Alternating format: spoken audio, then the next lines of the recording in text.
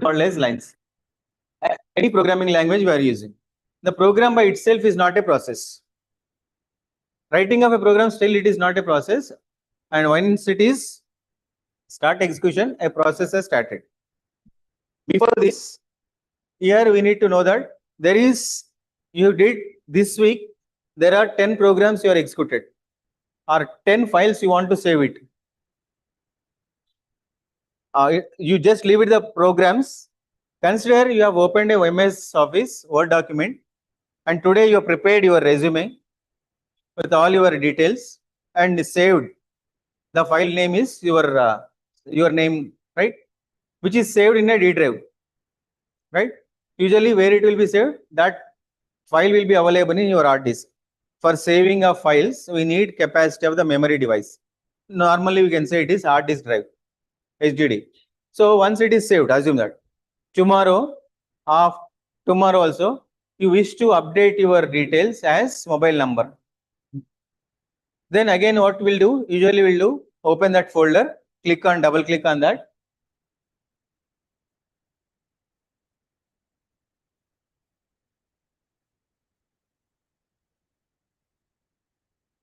Open that folder, double click on it, then that Word document will be opened.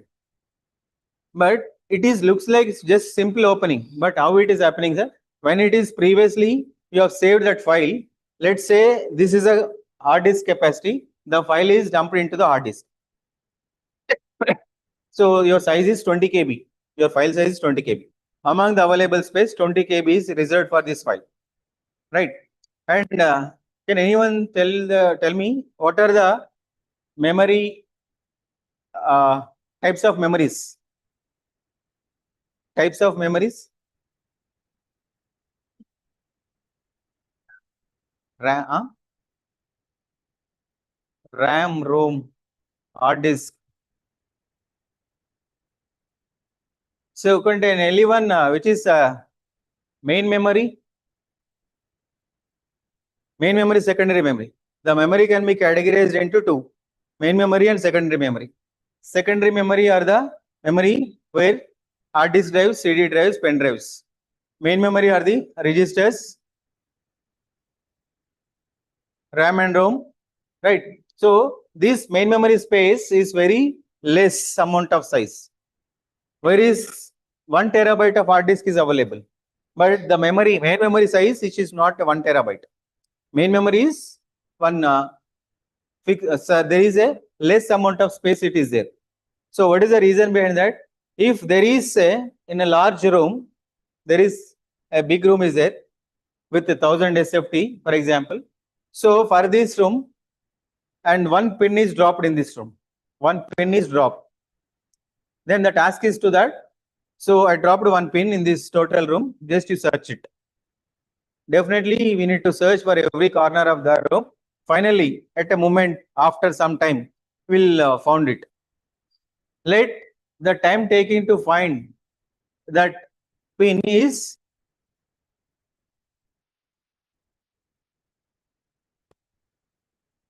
bench.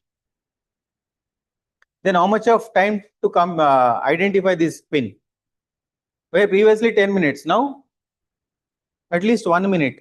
At least 1 minute. Less than 1 minute also we can identify. The reason behind that is the searching space is very less. If the searching space is very less, definitely will consume less amount of time only, because it is easy to identify, right? Whereas large space searching process will be takes more amount of time. In the same way, if hard disk capacity is 1 terabyte of memory, then as and when you wish to search for that, definitely it will take so much amount of time. When it is a less amount of space, there is a provision that main memory, in the main memory, so where all the operating system will execute all the process. The process may be updating your resume, the process may be writing a program for GCD of 2 numbers, the process may be opening any media player, whatever it is, everything is done from the main memory only. But what happens that yesterday we have loaded your resume into the hard disk drive, so which is not there. Now the operating system route is that as and when user double clicks on that file, it will be fetching into the secondary drive and loaded into the current location called as main memory. It will be loaded. Once it is loaded, now you have to update it. That's what any updations, your mobile number is updated, no? If you want to try to close directly, it is asking a one prompt that do you want to save a file? Yes or no. If it is no, the data which is updated recently, no, which is not updating, not reflecting on the original file. If it is yes button, which is recently updated information can be updated into the actual place where is secondary storage device. So that's what here everything is done at memory, main memory size. So which is temporarily. Once it is closed means that the process is terminated, process is completed, either it is successfully or unsuccessfully. Definitely this will be deallocates main memory. There is a space allocated. Now that space will be deallocates and allocating and loaded into the secondary memory. All this allocation bringing the file from the secondary storage into the main memory will be done by the operating system. We are not having any instructions. We are not doing any instructions or any signals. We are not sending. Just we are clicking on double clicking only. The double click itself works getting the information or a file into secondary storage into the main memory. So those are the behind the double click. There is a set of instructions which is pre-compiled. Those instructions are embedded into the one place called as, that's what it is in a software as an operating system which consists. So those are called one set of programs, as last class we discussed, those such a programs we known as a system programs. The system programs will be enabled when we get when we'll give a signal. That signal is nothing but clicking on that called as system calls. System calls for this is open file. The process or programmer open system call enables that to bring this file. So it is a system call is open system call and which enables that system program directing the operating system. This is a file, it is available. Open it into the main memory. This is the way it is normally happening. So make sure that everything, every updation, every program is execution in the main memory, not in the any of the secondary storage device, right? So see here, execution of the program started via GUI mouse clicks. When we are opening execution, here execution is I want to open my document, which is my resume Word document, will be done with a double click. That's what we are. And also prompt that is using command line argument.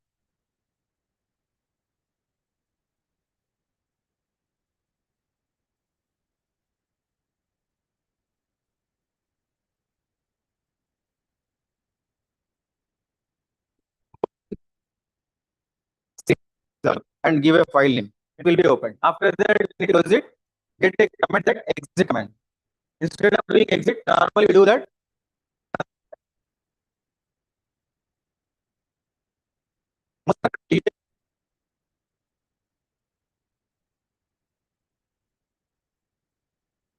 Here normally we go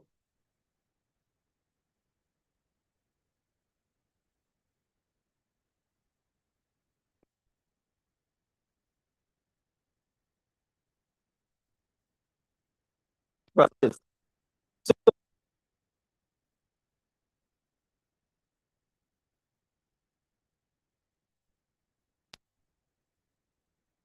the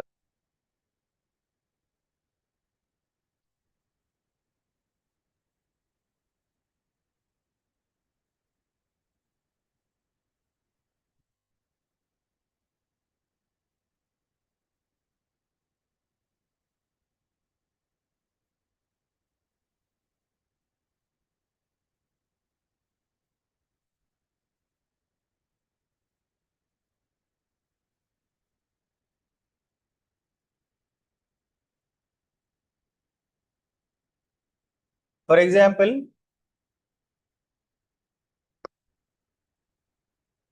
this is a material, raw sugarcane.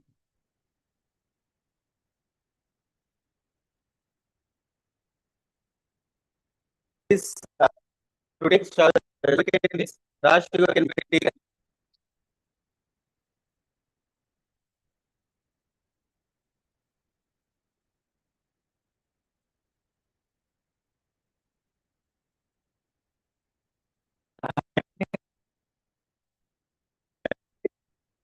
Normally, the first stage, or we can say step one or stage one, whatever it is. There is a mission.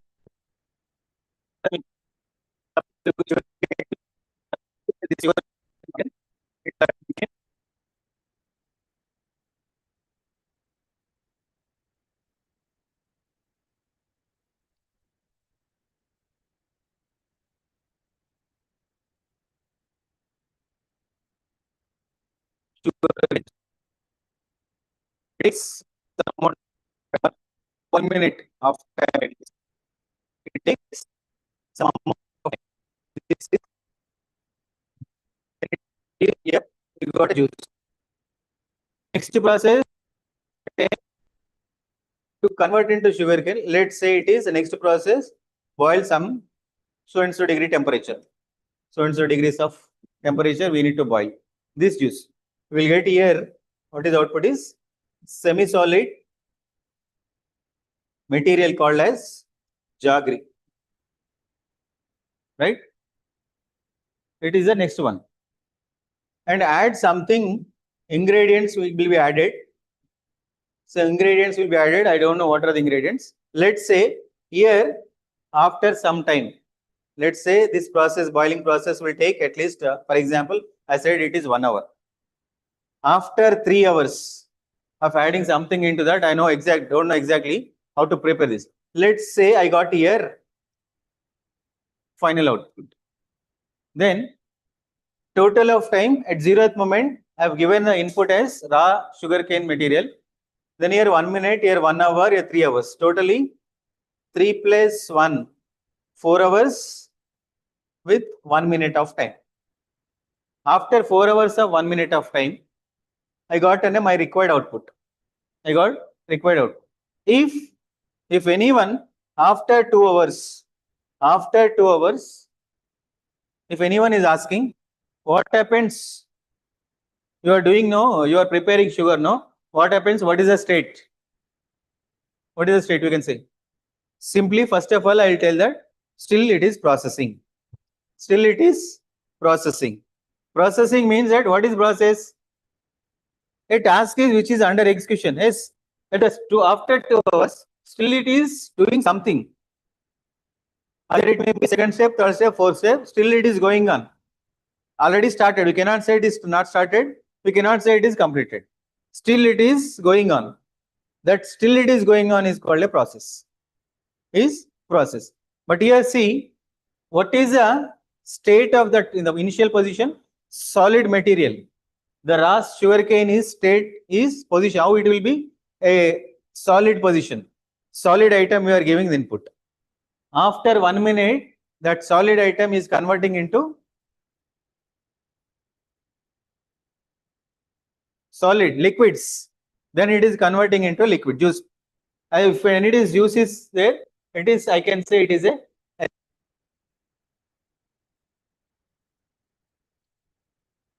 the liquid state. Solid state to the liquid state. When it is liquid state, again boil some temperature, then it is called semi-solid as semi-solid state is one state. Then after some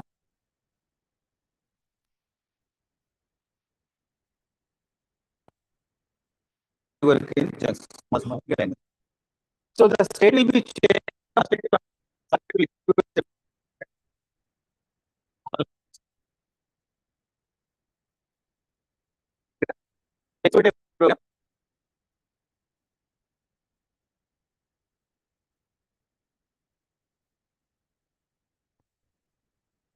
Nothing but the way it is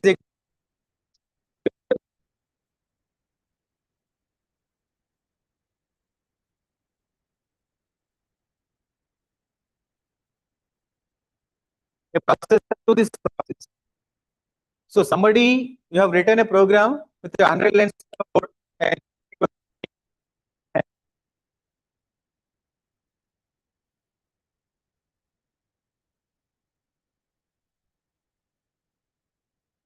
numbers are two number, but 12 number. So that process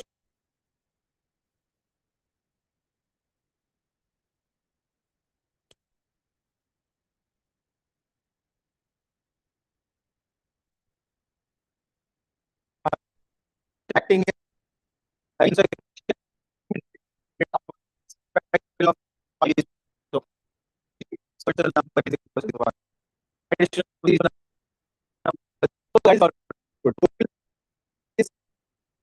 is a processor is there. There is a process is there. To is a and you chase are there and the one is after this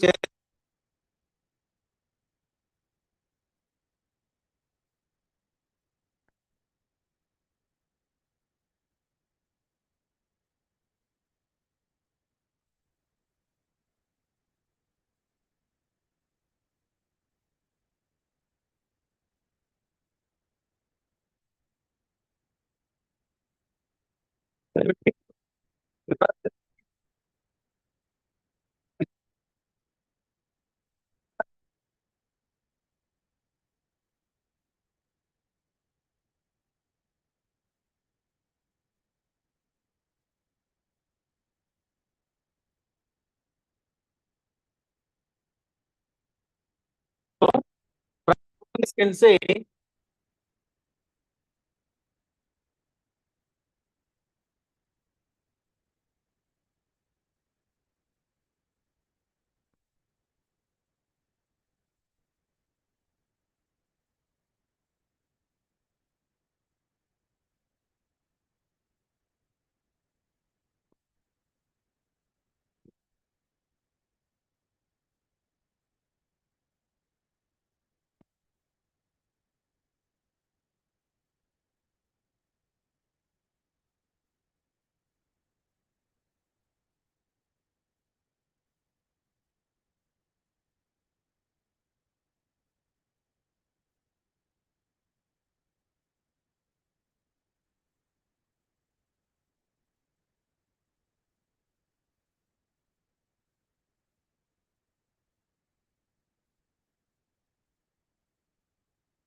now actual process in the operating system.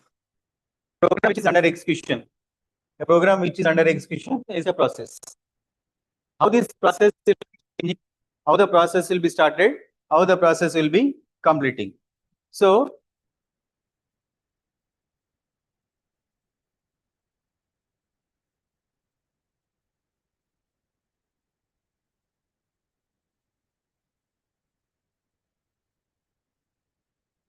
for example,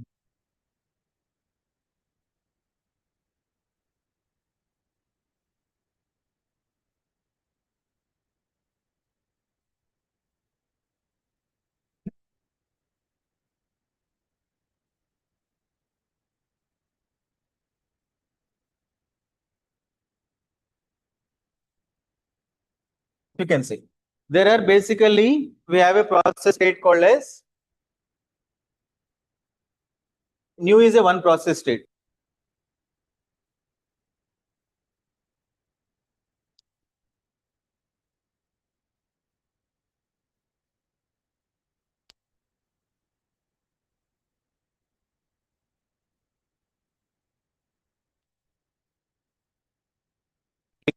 Still in that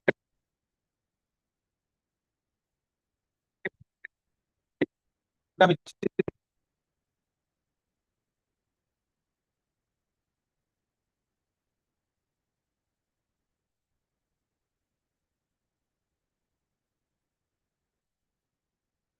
mobile number into the resume which is prepared yesterday, but still it is not opened. Still it is in a secondary storage device only. So that is a new state. After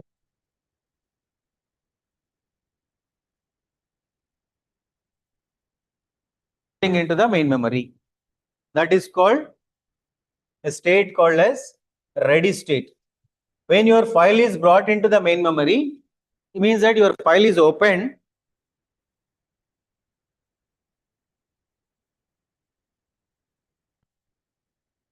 This your biodata, whatever you want, you update it. After opening only, we can start our work. So it is open. The memory is open.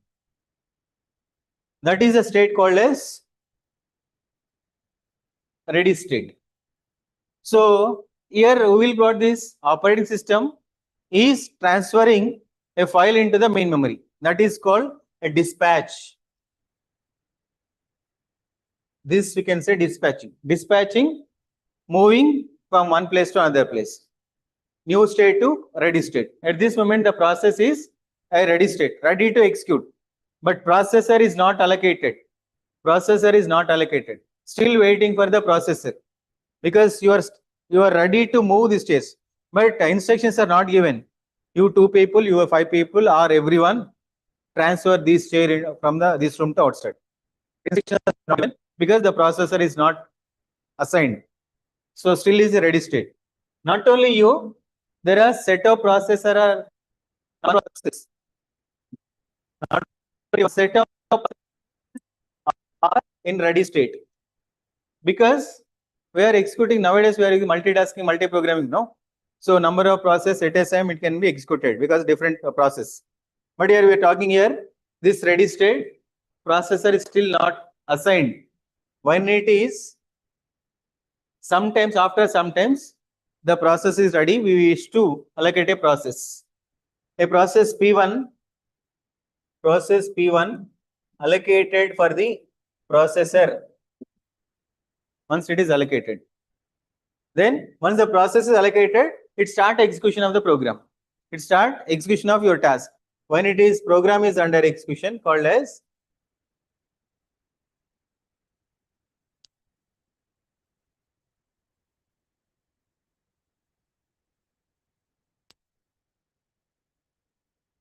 you have updated your time, updating run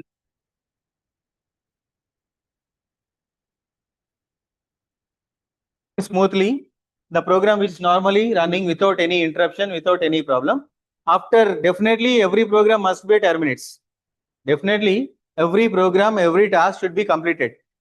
Means that there is no problem. If there is no problems and no issues are encountered, after some amount of time, definitely it will be completed. So this will be completed successfully. On successful completion, the process which will enter into the state called as exit state, or sometimes in some textbooks it is there terminates, terminate. Sometimes it is terminate state. Now the process is entering into the state terminate state because everything is fine and it will be completed. But sometimes it may happen that during the runtime, during this one we kept an outside of all the chase successfully. Then there is a problem encounters that something won't happen, something anything is wrong. Then what happens that? So if any emergency call occurs for you all people, so everyone should report in the so and so next room. Then based on the priority, I stopped this transformation of all the chairs. Just you transferred leftover 10 chairs are there. Still because that is an emergency call, you left this process and going for other work. Right. So here also process is still it is running process and anything else required from the external.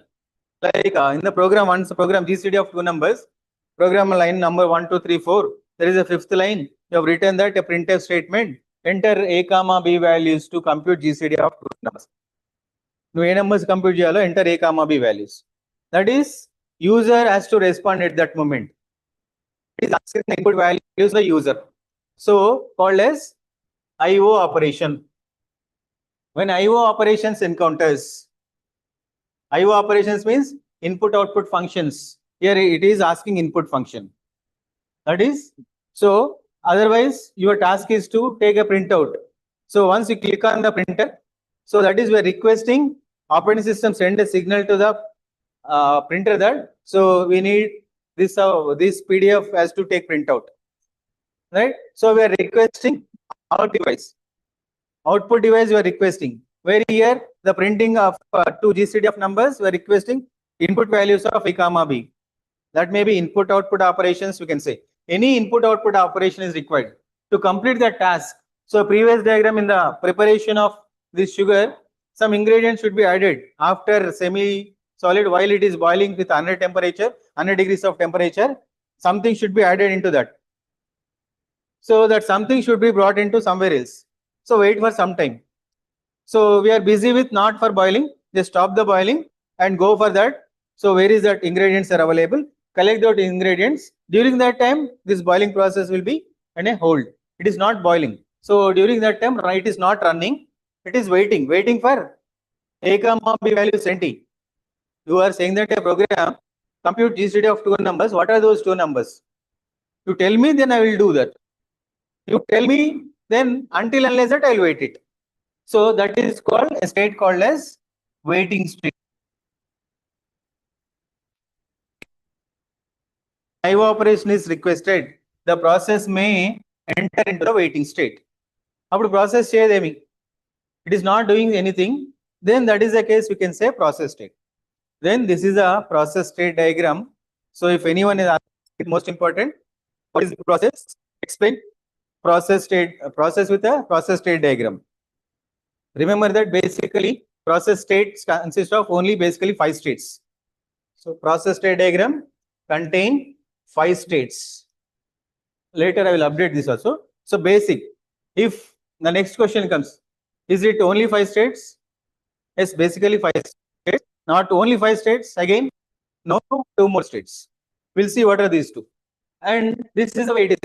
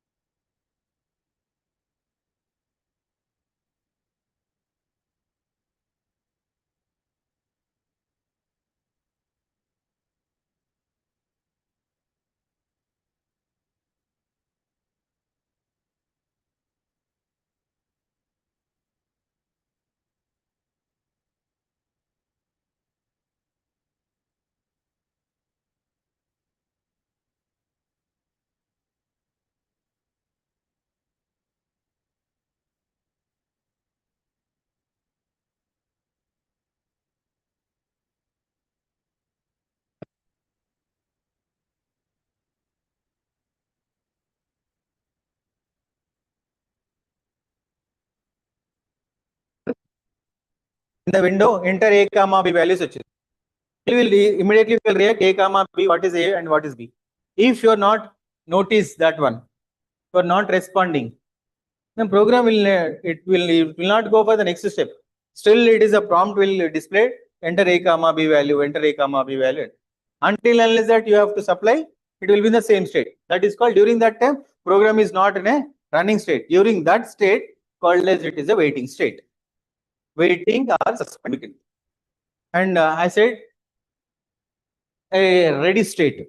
Ready state is a like main memory. When we are talking about main memory, the space of main memory is very less as compared to the secondary storage device.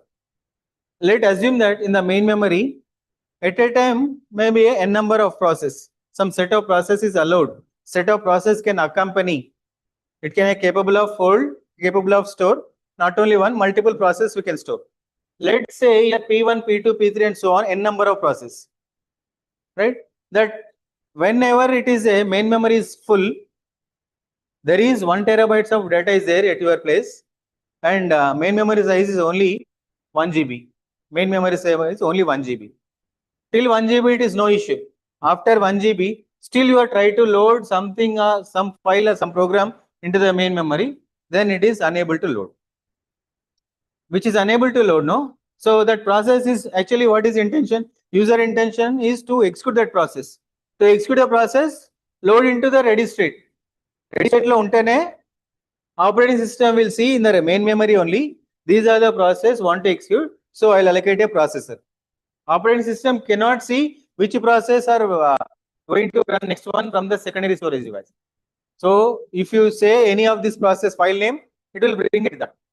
But it cannot identify which process is the next we wish to execute. So when we can see the P1, P2, P3, P10 process in a main memory means that all these 10 processes are waiting for processor. It will be allocating. So there is one more process we are requesting P11, which is not able to accommodate here as it is memory is full, not able to accommodate here.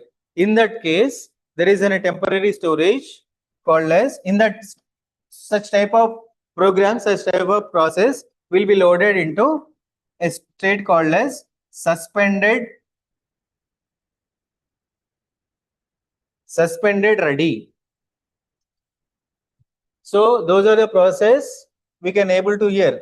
It is memory is fully loaded, memory is fully occupied.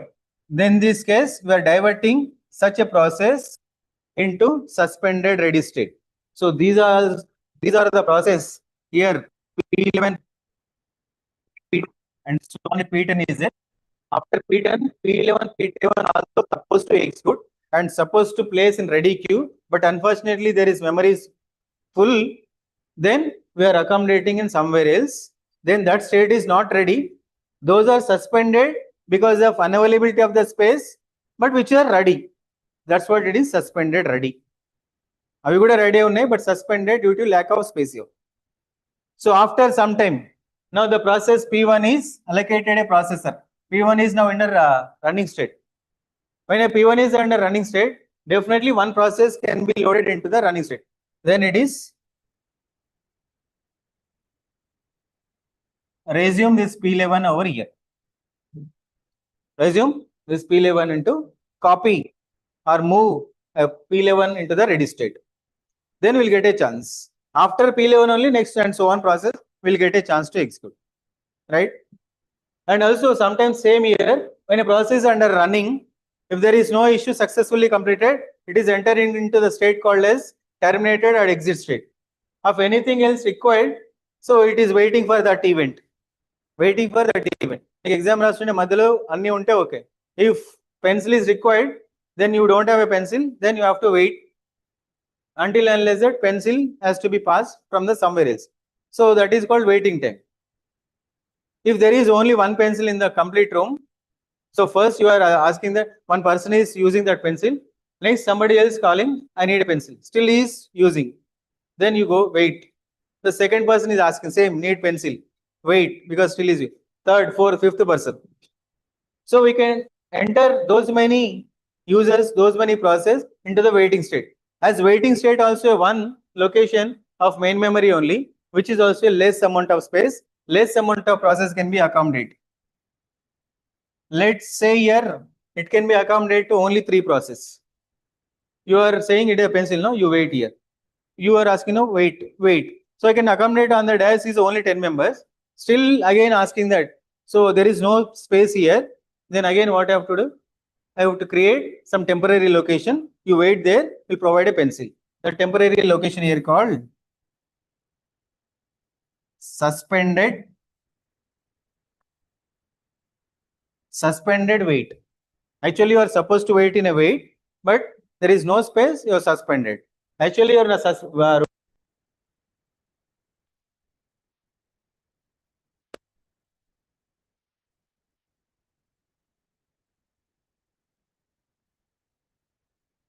suspended wait also, it is waiting for IO. You are waiting on the dash for pencil and it is no space here. I can say it is, you go and wait in the last. There also the same users are waiting for the same thing, that still they are waiting for the pencil only. Both the intentions are same, but the way place is different. Wait and wait state and suspended wait. Wait and suspended wait. Now we can say this diagram contains how many states? This is the process state diagram. Now we can say it is a 7-state process state diagram. So if it is, anyone is asking that what is the process and how many states are the process? Say 5. Not only 5, basically it is 5. Then 2 more will be added, suspended ready and suspended wait also. And suspended wait also, process P3, P4, P5 is waiting. Anyway, after some time, the pencil will get it. Once you got a pencil, You have to start your execution, start writing of exam. Where we are starting? So here it will not be enter into the running state. Running state. You have to, once it is IO operation is completed, enter a comma y values are there. Whenever a process P1 or P2 or P3 leave the state, whenever a P2 is coming from running state to the waiting state, processor, for example, processor 1 processor. When a P2 is processor, a P2 is moving from running state to waiting state, this processor will become free now. It is detaching. The processor is detaching. Once the process is detaching, immediately in the ready queue, so many are waiting now. Immediately after operating system, what will do that? So take P3 or P4 or something else. A processor 2 is free because the P2 is went to something else. So the P2 processor is 2 is accommodating with the P3 or something other process. Then what happens that after some time, this process from the P2, you got required values, A comma B values. But you should go to the running state. But to run a program,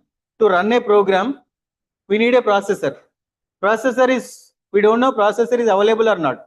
To check the processor availability, you would have to wait ready state, not in a running state. This is this one, not this. You have to wait. Again go to the in the queue. I am now it is ready. Required data is there. I need a processor. You go to the ready state.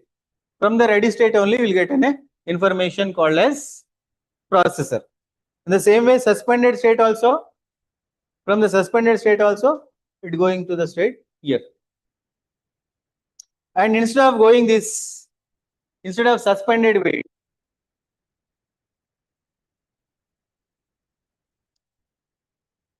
suspended wait means required information. It is we got an information. Now I am ready to execute. So if you want to ready to execute, definitely you have to wait in the ready queue. But ready queue is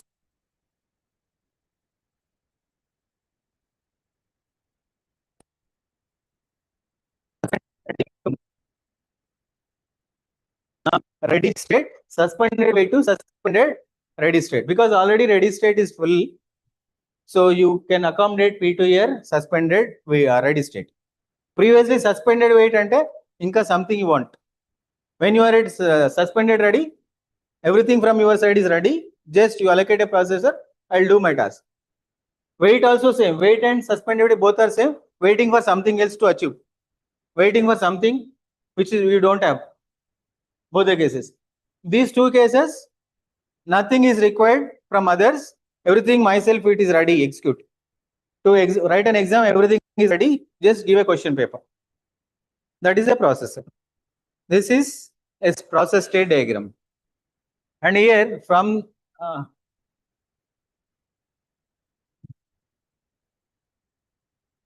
each process may be in one of the following state: new, ready, running, waiting, and terminate.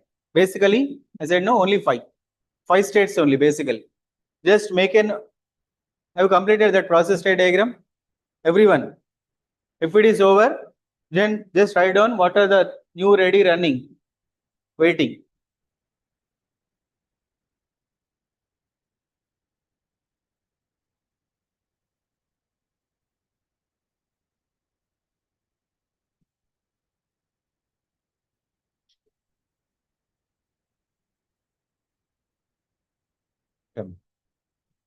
ఏంటి మీరు ఈ క్లాసేనా?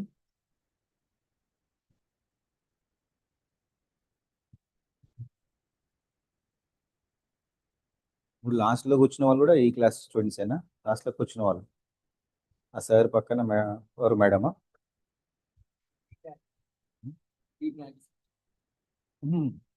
ఇప్పుడు last bench లో sir ఆయన కూర్చున్నప్పుడు sir పక్కన madam, ఈ పక్కన వాళ్ళు స్టూడెంట్స్ ఏనా? 4th year సార్ మీ క్లాస్ అంటే ఈ ఓఎస్ ఉన్న వాళ్ళకి.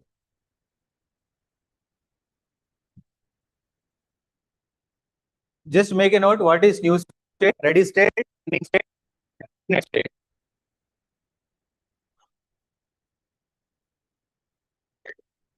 In the ready state, the process is waiting to be assigned to a processor. I told you, no, it is everything is ready, just waiting for a question paper.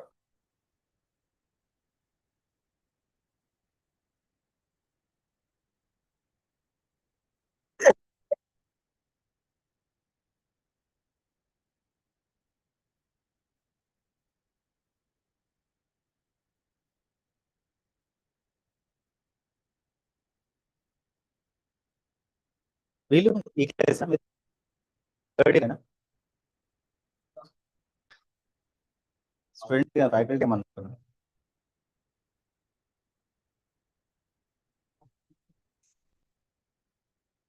Right, next one అయిపోయిందా?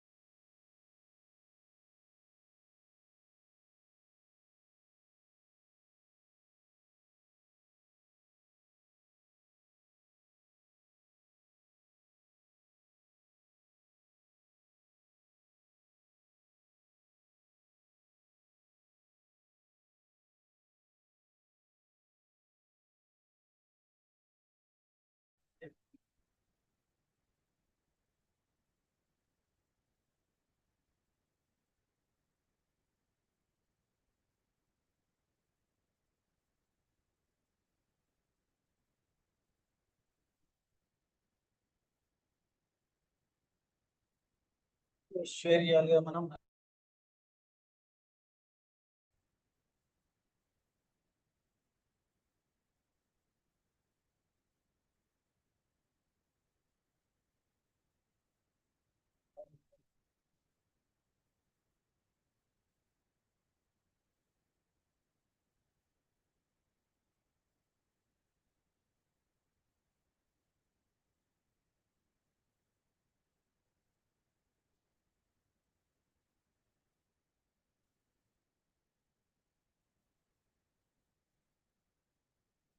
Right. Next one, see, this is a diagram.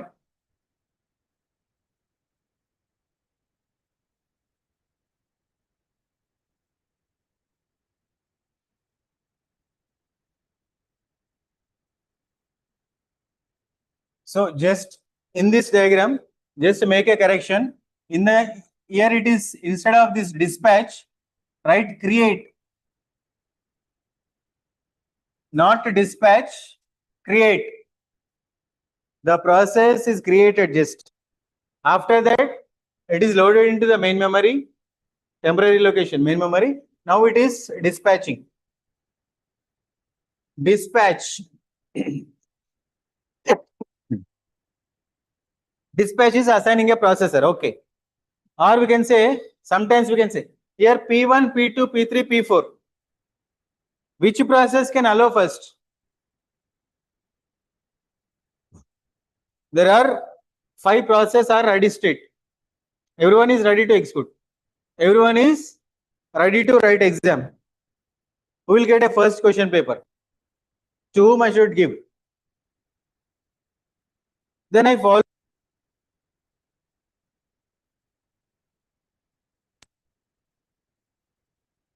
from the first to last, or else last to first, or else I call to the rule number 1, rule number 2, rule number 3, and so on.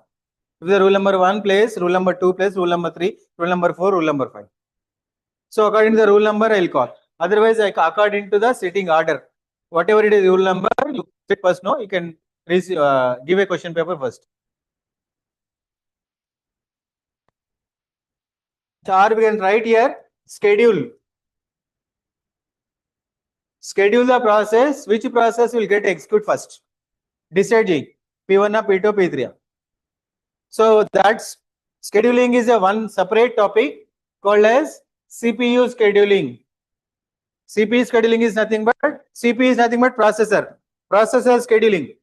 Processors, we are scheduling a processor to execute first process P1, next process P2, next process P3, next P4. Or schedule, we are scheduling, we are telling the processor that first execute, which is a very less amount of time. Every process will take its own amount of time. Every process will take to complete some amount of time. Based on the completion time, based on the required amount of time to complete, you assign a task. So whoever is requesting a process is less amount of time. Means assume that this is whole room is a processor. This is one room as a processor having 100 seating capacity, and the students are waiting outside more than 100. Right? So I can accommodate only 100 members. So this in 100 members, who will allow the first into the room? Then I said it is whoever is arrived at sharp 9 o'clock will allow first. That is one criteria. Otherwise, based on your arrival time, you arrived 9:20, you are arrived 9:18. Then definitely you will allow 9:18 the first person because you are late 2 minutes. Then 9:21, 22, and so on. Otherwise, I'll give a chance that whoever is standing in front of the door first, let them call out. Right? Let them allow. Otherwise, I'll call the students according to their roll number. According to the roll number. So there must be one criteria to allocate these seats. Allocate these seats. So if I call the roll number, what happens that roll number 1 arrived, as rule number 2 is arrived long back at 8:30 only. Otherwise, rule number 101, serial number 101 is arrived 8:30 only, and we are calling roll number wise. So definitely the capacity of the room is only 100 members. Roll number 1, 2, 3, 4, and so on. First 100 members are enter into the room. Then 101 will never get a chance at this moment because we are not accommodating 101 members. We are accommodating only 100 members. As is arrived at the starting itself, but we cannot process that request. So there is a criteria. Different criteria we have to follow. Same thing, different criteria we have to follow.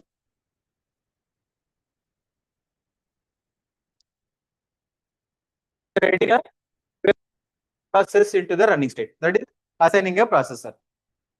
So that is the way. And here share అవ్వాలిదా ఇది కాదా meeting screen entire screen share check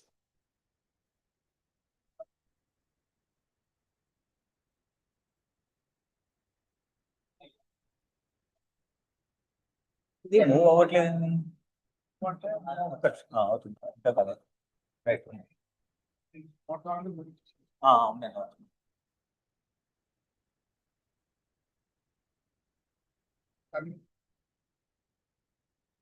Right?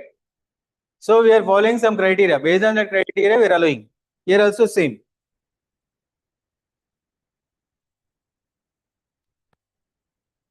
When it is IO operation, still it is IO request. IO request. When IO request is completed, sometimes what happens? You may go to the state. IO completed. IO completes. You may go to waiting state or you may go to ready state. IO complete here. On this arrow, write a label IO complete. Will go to the state ready state. For waiting to running also, we can say IO complete or resume. IO operation is there, no? That is completed and go to the, not this state, this one. This is the way. Right? And this also IO complete or resume. And here this is a process when it is suspended. When it is suspended, come to the suspended ready state. So suspension is over. There is a place available. Then it is called resume. Then it is called resume. And when it is IO operation is completed, IO completed, then go to the suspended ready state. Write these labels also.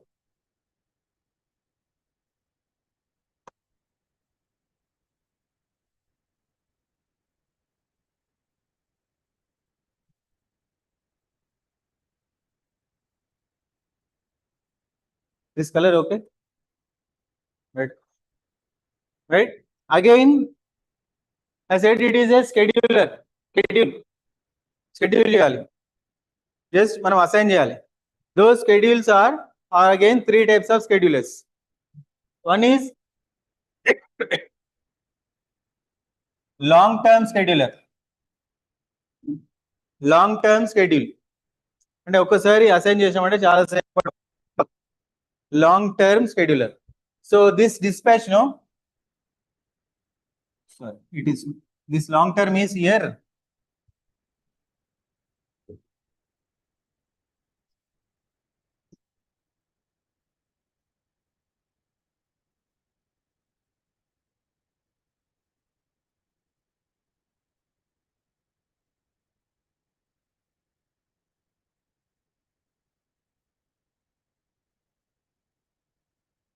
Here this is long term scheduler.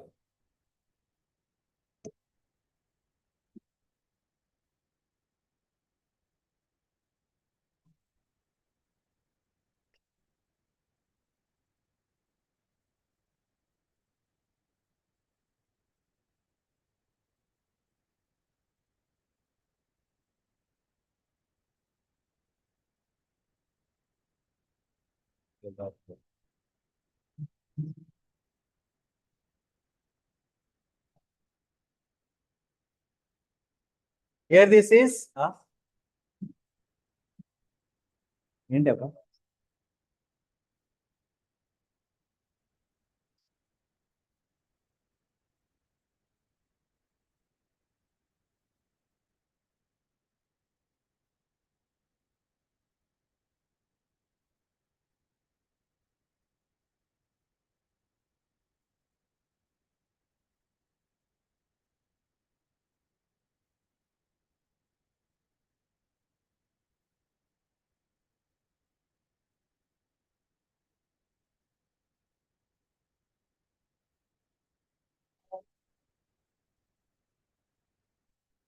So this is long term scheduler is nothing but when there is a space, no, main memory. Let's say it is 1 GB of space.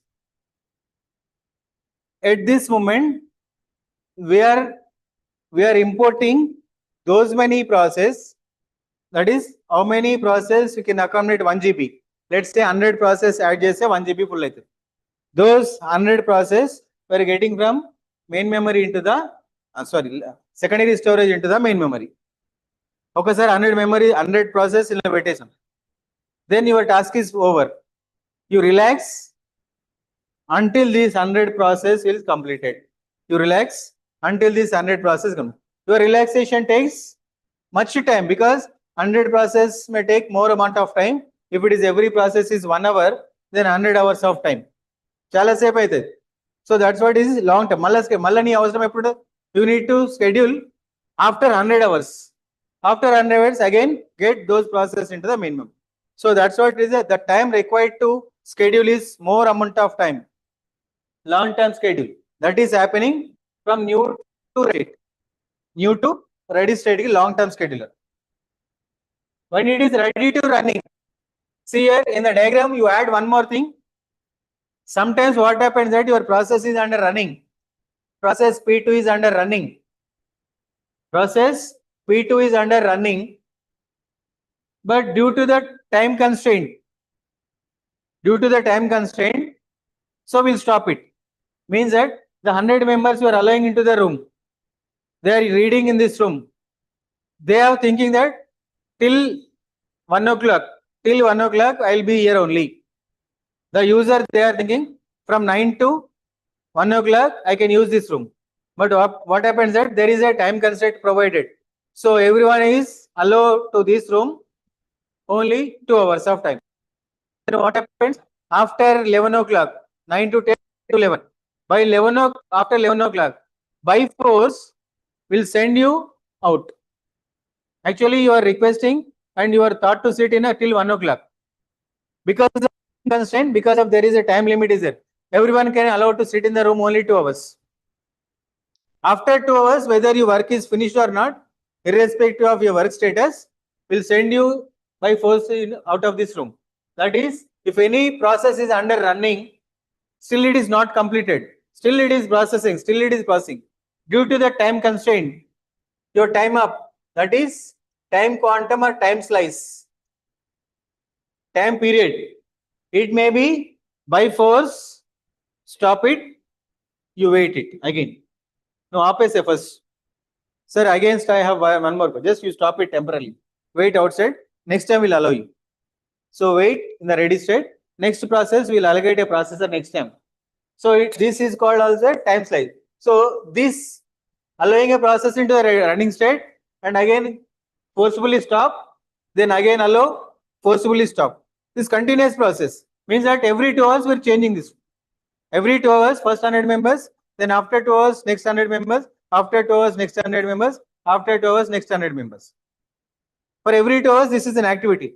Whereas previously, 100 process is loaded into the main memory. Your duty is to only load from the secondary into the main memory. You have loaded 100 process. Each process will take 100 time, 1 hour time, 1 into 100, 100 times. After 100 hours, then you have a work. So you don't have a work till 100 hours. But my duty is to, for every 2 hours, I need to change this. So I should interact, I should work more as compared to the you, because you are the long term. Chala sepa tarvata pani untadi, nakendi immediate every 2 hours ki nenu active avvali. So that is called short term. This is called short term scheduler. Make a note this also. Short term scheduler ante very short period of time lo malli pani cheyali. So very short period ante you are the coordinator for bringing of 1000 members from other college to this college. 1000 members ikkada తీసుకొచ్చి పెడితే అయిపోయి pani.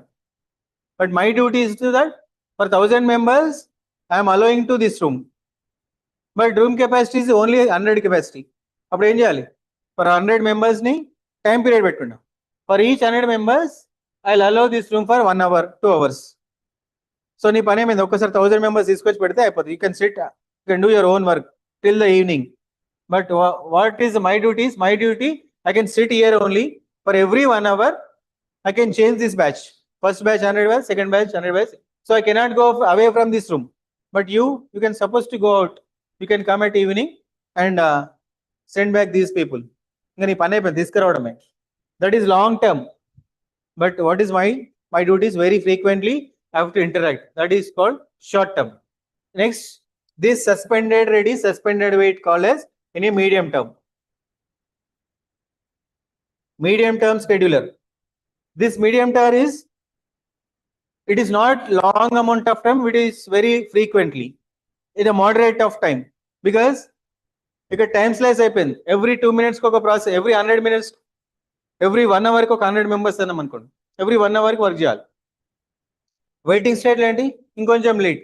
So ఇక్కడ IO complete అయిపోయాక suspended wait suspended ready, send ready. So not like every hour, not like till the end of the day. For every 5 hours, for every 3 hours, this process may be getting into the ready state. That is medium term scheduler. There are 3 types of scheduler. What are those 3? One is long term, short term, medium term. Long term, short term, medium term. Right? So these are the 3 schedulers of type. Question enti, what is process? Process states enti? Explain process states with a state diagram. First you draw process state diagram with only 5 states. Only 5 states. That is, and explain it for each and every state of 5 states. Then add 2 more states, draw 1 more diagram with a 7 state and explain what is suspended wait and what is suspended ready. When the process is enter into this state and at which situation the process will be enter into the waiting state. When it is moving from this state to this state, IO operation completed.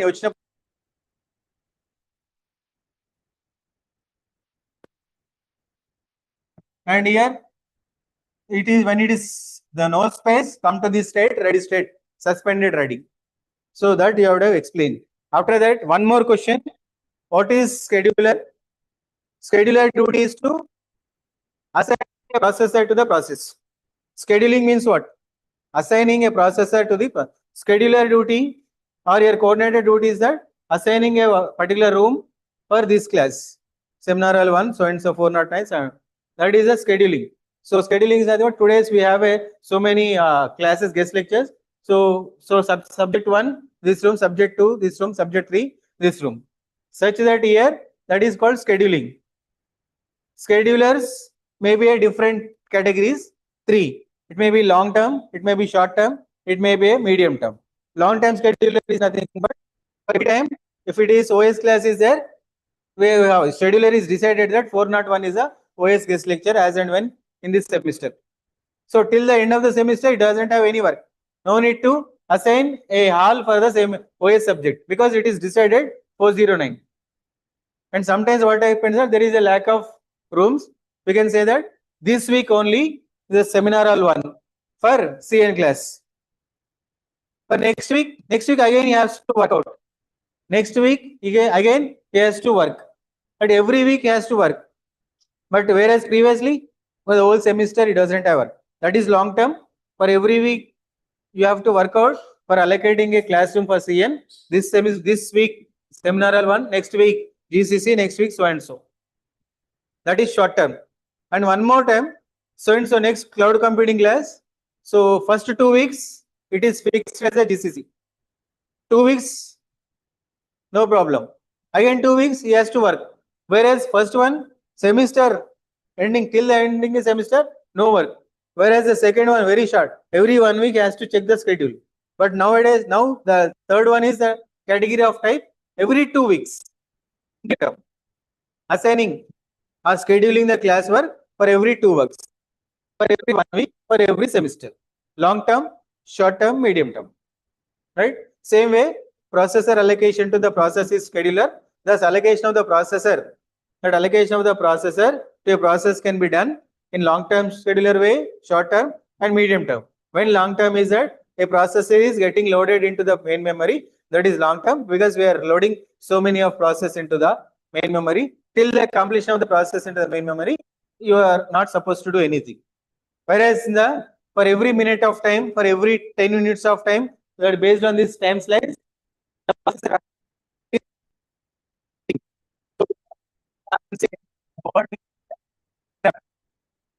when it is interrupt, again we have to discuss about interrupt. Interrupt handlers, interrupt types. So interrupt is nothing but a interrupt is a one disturbance. Like this is an interrupt. While class is going on, somebody will entering. The flow of class may be disturbed. నువ్వు ఆయన చూడాలి మళ్ళీ ఎవరు వచ్చిర్రు అని, అంతే కదా. Definitely I will go this side, our look concentration. This is called an interruption. Process interruption is అంటే interruption is nothing but actual ఏంటి, నీ కాన్సన్ట్రేషన్ బోర్డు మీద ఉంది, పక్కనేమో జరిగేసరికి ఆయన వచ్చేసరికి పక్కన చూసినాం. Just a moment of time you are diverting. That moment of time you are not concentrating on the board. Same process also, it is running. Because of time expires, still I need to execute some more instructions. Because of time constraint, I hold temporarily. Because you realize it's over, then go back. Wait, next time we'll get a chance. So that is called interrupt. Interrupts are again two different types of interrupts. I think according to your syllabus is not there. Anyway, as an operating system knowledge, just make a note types of interrupts. Maybe it is a gate lo adigochu itlanti questions. Types of interrupts. Interrupt is like a one disturbance or suspending a running process temporarily. That interrupt may be a one is software interrupt.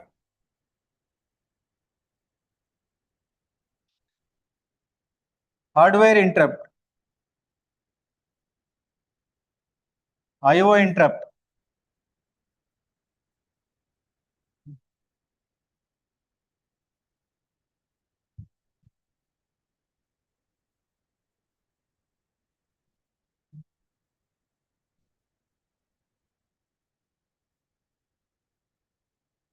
Program interrupt. Interrupt అంటే నువ్వు చేసే పని మధ్యలో disturb అవ్వడం. The process, a program is under execution, it is process going on. That process is interrupted because of software. When that interrupt is called software type interrupt, ఎట్లా జరగవచ్చు. Interrupt may be here, the class may be interrupted because of power gone. The class is interrupted because that when the power is gone, live is gone. That is one type of interrupt. When is somebody's center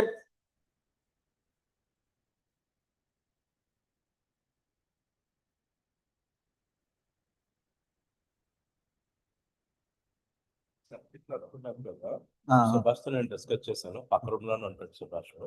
నేను మాట్లాడాను, మీకు break అయ్యి ఒక 5 minutes Subhash ఒకసారి చూస్తే plan ఇది ఒకటి మీకు ప్రింట్ ఇచ్చేస్తాను. ఎవరో case subject madam. So that దాన్ని బట్టి మనం నెక్స్ట్ పాయింట్ ఆఫ్ లో హెల్ప్. అవును, ఈ బ్రాంచ్ చూసుకుంటే కూడా మనం అకామిడేట్ చేయొచ్చు. అంటే ఎక్కువ బ్రాంచెస్ కి అకామిడేట్ చేస్తే ప్లాన్ చేయాలి. ప్రింట్ సుభాష్ ఇచ్చేస్తారు. నేను ఆల్రెడీ ప్రింట్ మీకు ఇస్తాను. Right right. అంటే ఈ ఎస్ అని పెట్టామంటే ఇది ఉంది కదా ఐఓటి ఈ బ్రాంచ్ ఐఆర్ఎస్ ఒకటి, డీప్ లెర్నింగ్ ఆడుకో సిఏ ఒకటిగా ఉంది. అంటే ఐఓటి అందరికి ఉంది, ఇంకా సైబర్ వేరేగా ఉంది. కంప్యూటర్ నెట్వర్క్ ఈ నలుగురు డిస్కస్. ఇప్పుడు ఈ weekend Friday week days, Friday Saturday can I call this Ravindra MLA కదా, మనకు వీకెండ్స్ డిస్టర్బెన్స్ ఉండదు.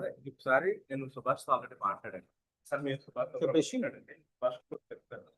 మీ ప్లాన్ ఆఫ్ యాక్షన్ ఏంటని పెడితే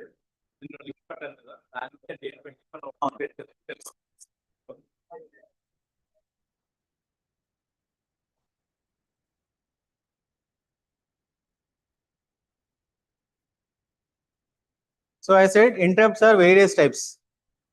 Class is paused because of power failure. Class is paused because of live is stopped. Class is paused, somebody is or arrived into the room. That is interrupt. Process is interrupt is nothing but a process is when execution is stopped without any reason. Where a process not requesting itself is not requesting, I need IO, I input data, I need printer, I need something. It doesn't want anything. It smoothly is executing, but something went wrong. That something is software interrupt. Sometimes system online untadi, stuck అయిపోద్ది. You cannot move into the next page. Your mobile also. Sometimes mobile is get stuck. అప్పుడు ఏం చేయాలి మనం? Mobile stuck అయిపోతే mobile use చేస్తున్నాం, YouTube play చేస్తా ఉన్నాం, WhatsApp open చేసినాం, వాట్సాప్లో నెక్స్ట్ క్లిక్ చేస్తున్నాం, where typed some message, send button, it is not working, send అవ్వట్లే. నెక్స్ట్ విండోకి వెళ్తాం, దాన్ని మినిమైజ్ చేసి otherwise go for the YouTube, అది కూడా మినిమైజ్ అవ్వట్లే. అప్పుడు ఏం చేయాలి? మొబైల్ ఏం చేయాలి?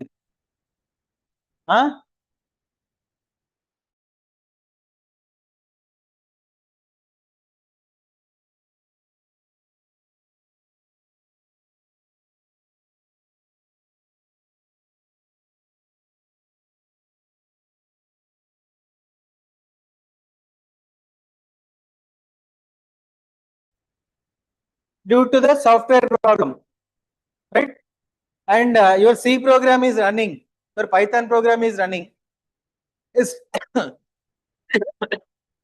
Yesterday we ran a Python program successfully. Now we are unable to open that Python editor. Ideally is not able to open. Today we are not able to open ideally to do Python program. Because what happened that software may get, because of that reason we are interrupted to do Python program as software get interrupt is nothing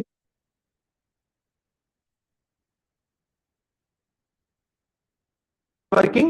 Now we are able to load the file to the hardware device because the device may be get crashed. A device inko problem వచ్చింది because of power fluctuations, because of various reasons get crashed. Hardware, due to the hardware problem we are unable to work on your system. IO interrupt.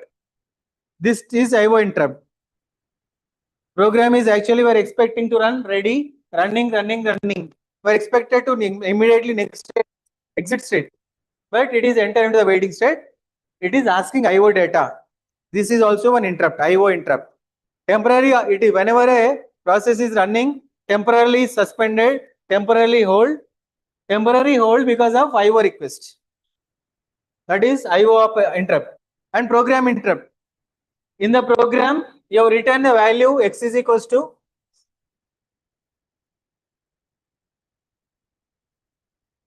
what?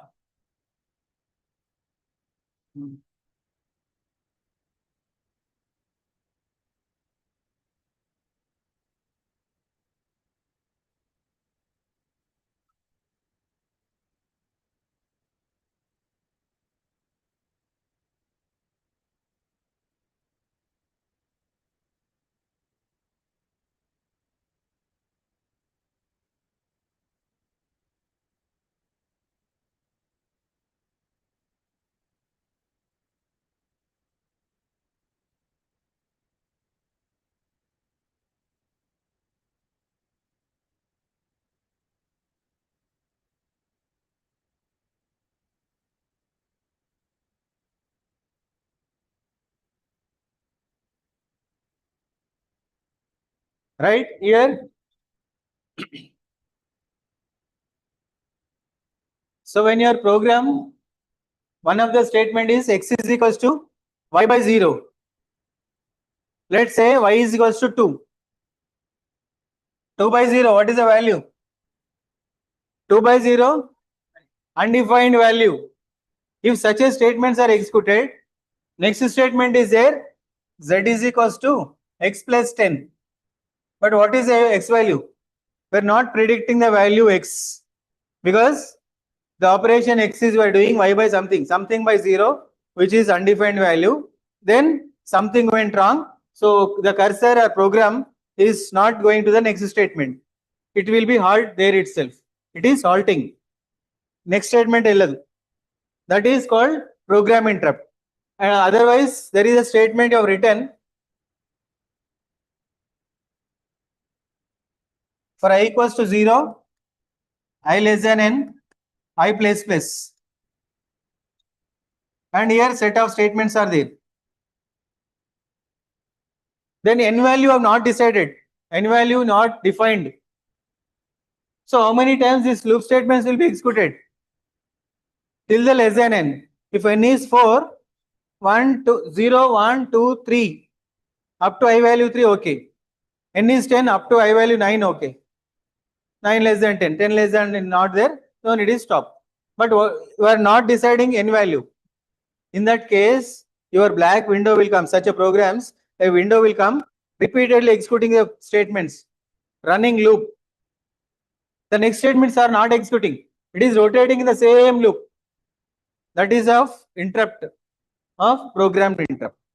Just remember this. This is not there in your syllabus. Right? So such type of interrupt occurs.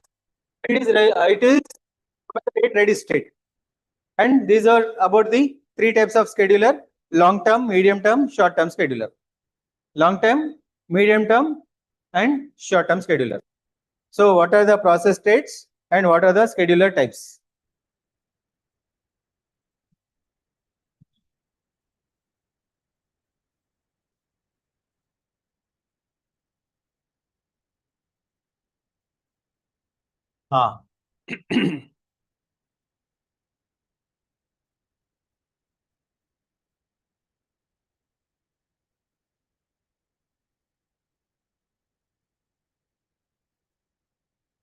The next one, process control block.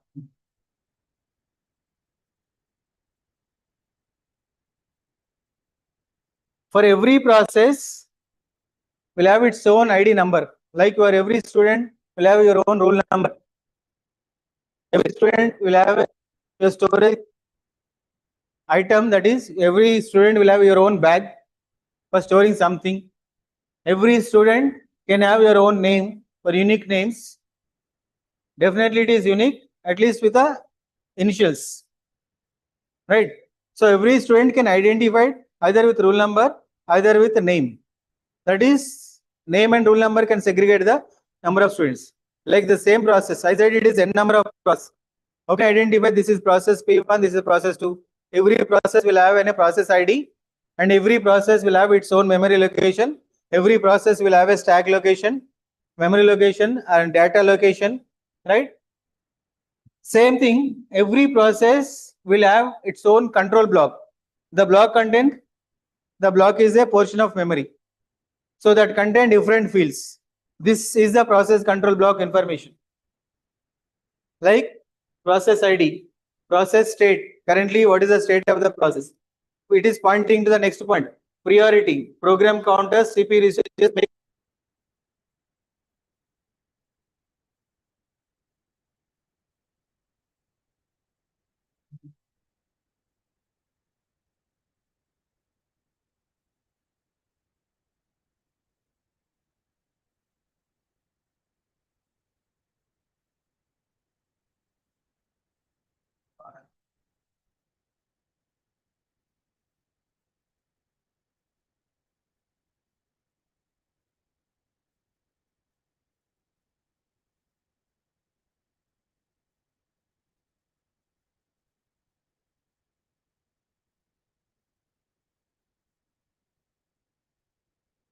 నిన్నున్నావు క్లాస్లో నిన్నున్నావు class Sunday రారా క్లాస్కి Sunday రాలే రారా రెగ్యులర్గా అవును regular అంటే means every Sunday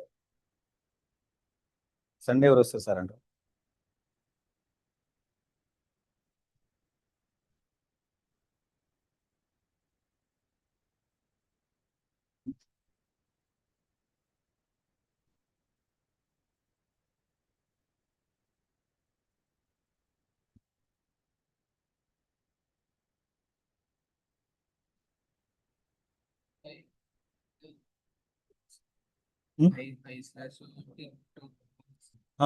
input output IO IO అంటే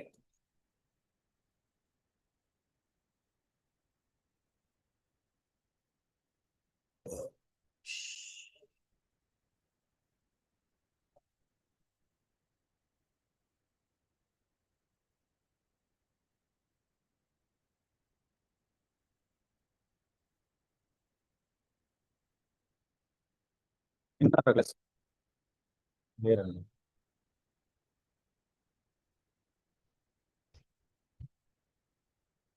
అది యూట్యూబ్లో ఎప్పుడైనా ఉంటుందా లైవ్ అన్నారు కదా యూట్యూబ్ లైవ్ ఉంటుందా దీనికి ఎప్పుడైనా ఉంటుందా till few days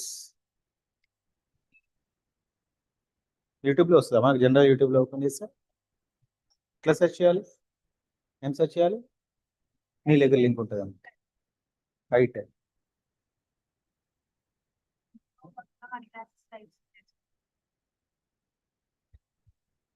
Right. First of all, note down this process control block. Each process represented in the operating system by a process control block, also called task control block. Most of the cases you can say PCB. What is PCB? Process block, which can identify, which can segregate process to process, right? So in the every process will have, these are the fields. Process ID is normal, like process ID number. Like ID is generated not like 1, 2, 3, 4. So that generated with a unique number. Process state represents at the moment whether it is process is started, which is created, or it is running, which is ready, or it is waiting, or which is successfully completed. So the information will be maintained in the process state block. This is a one block. It gives information. Currently, this process is under running. This is a state represent. Currently, process which is under already completed, successfully completed. Currently, process which is ready to execute, not yet started, ready to execute. That information will be provided this place. And pointer. Pointer is nothing but sometimes it pointing to the another process. One process may require information of another process. Priority. I told you no here. My priority. 100,000 members are waiting outside. My priority is that whoever is arrived first. First come, first serve. 8:30 Gaurav Sewal. That is my priority. Somebody's priority is that my priority I am following that. Whoever is arrived first, I least bother. I'll give a according to rule number only. So here I consider priority as a rule number. And there you are considered as a priority number of your arrival time. As somebody else, the priority of entering into a room is according to the alphabet. Whoever the alphabet, your name is A, start coming to this. Alphabetical orderly. That depends upon the priority number. Program counter. Program counter is represents what is the next information, next instruction. The program, when is a process? Process contains set of instructions. Yes, listen. Process contains set of instructions. No instruction 1, 2, 3, 4 and so on. And every program, if it is 50 lines are there, and it is not, it doesn't mean that 1, 2 followed by 50 in sequence order. It is not like that. So the 10th instruction, there is a condition. If A greater than,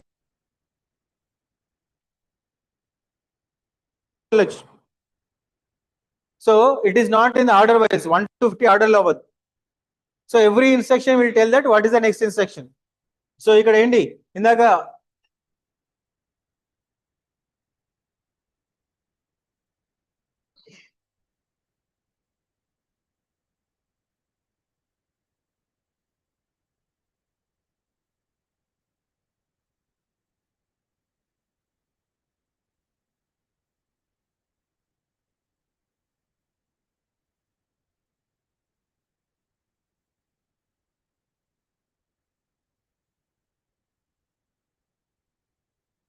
see, there is a statement in the line number 4. Line number 4. After this statement, so 1 is executed successfully, 2, 3, 4. After the 4th statement, the control goes to the instruction number 14, not 5, not 6 and so on. So it is not sequentially executed. So this line says that after this line, what is the next instruction? Next instruction is available at 14. That is, a program counter gives the information to the process. What is the next instruction to be executed? Most important. Usually in the interviews, gate, point of, or in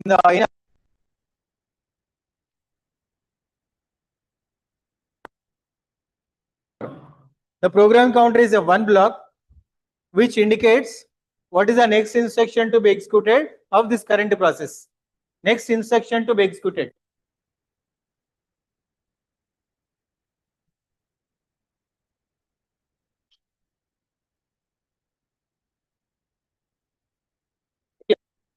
Look at the address of the next instruction to be executed for this process.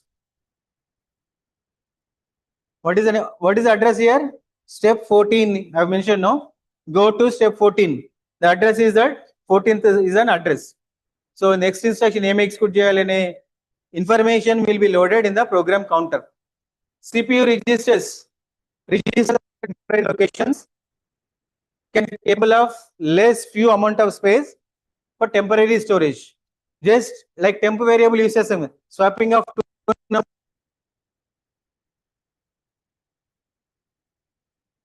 and B is copied into the A. Whatever this temporary is there, actually it is the value loading into the B. This temporary variable is used for a few seconds, temporary purpose. Like so, but that much of amount temporarily we are keeping the bag here. Actually, we are allocated only one seat for you. For example, just hold a minute, 1 second. I'll keep this bag. That 1 second of time also you need chair. 1 second of time, few amount of time also needs some memory location. Such a case, it is not required to load into the main memory or somewhere other memories. So for that information loaded, there is small amount of spaces are there called as registers. They include that accumulator, index register, stack pointers, general purpose registers, and so on. CPU scheduling information is a one field. This CPU scheduling information is a one field which indicates that I told you no scheduler, long term, short term scheduler. So we can say it is at which scheduler it is follows. That CPU scheduling information includes the process priority pointer to scheduling the queue. Scheduling is nothing but assigning a task. మీరు లోపల రావాలి అక్కడ scheduling criteria ఏంది I'm following that according to rule number. That is following one criteria. Or else I followed a priority according to your arrival time. So which scheduling I am following? Following scheduling is that according to your arrival time. Following scheduling that according to the your roll number, according to your name. The information will be loaded here. Memory management regarding includes all the values a program processes under execution of a program. Program required set of variables to loaded into the to occupy some memory. So 1 KB, 2 KB, 3 KB, few nano particles required. So 2 bytes, 3 bytes, 4 bytes of memory is required.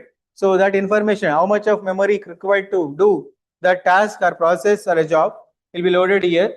Accounting information, when the process will be started, that is account information. When the process is started, what time it will be started and what time it will be completed. Like such information will be loaded in this case. So note down the program counter, all these things note down. And every field just note down.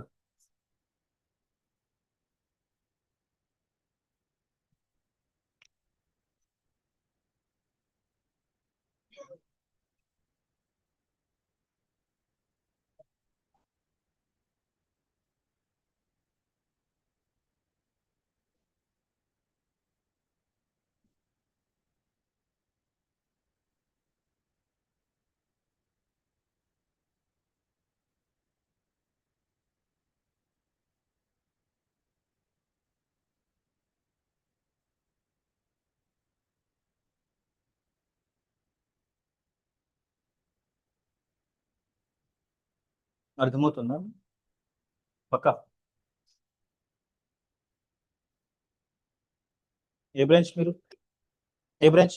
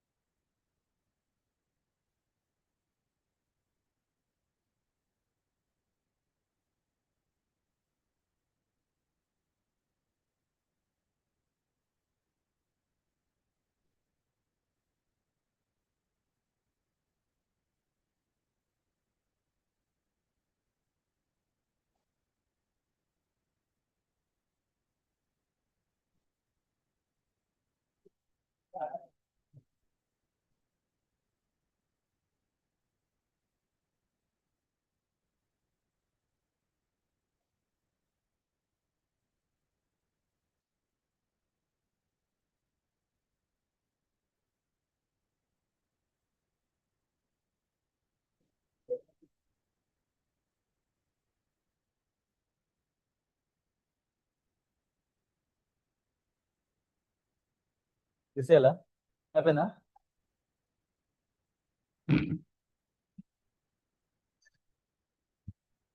The next one, Apple.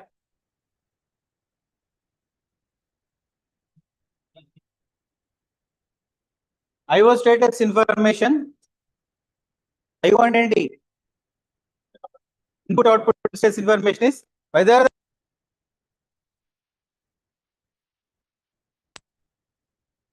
the printer. So output information, output device information. The printer is currently printing something else, but you are supposed to print your own document. The status of the output device is busy. So at this moment, output device status is busy. This information includes a list of IO devices, printer, keyboard, memory location allocated to the process and have open files and close files. That is input output information.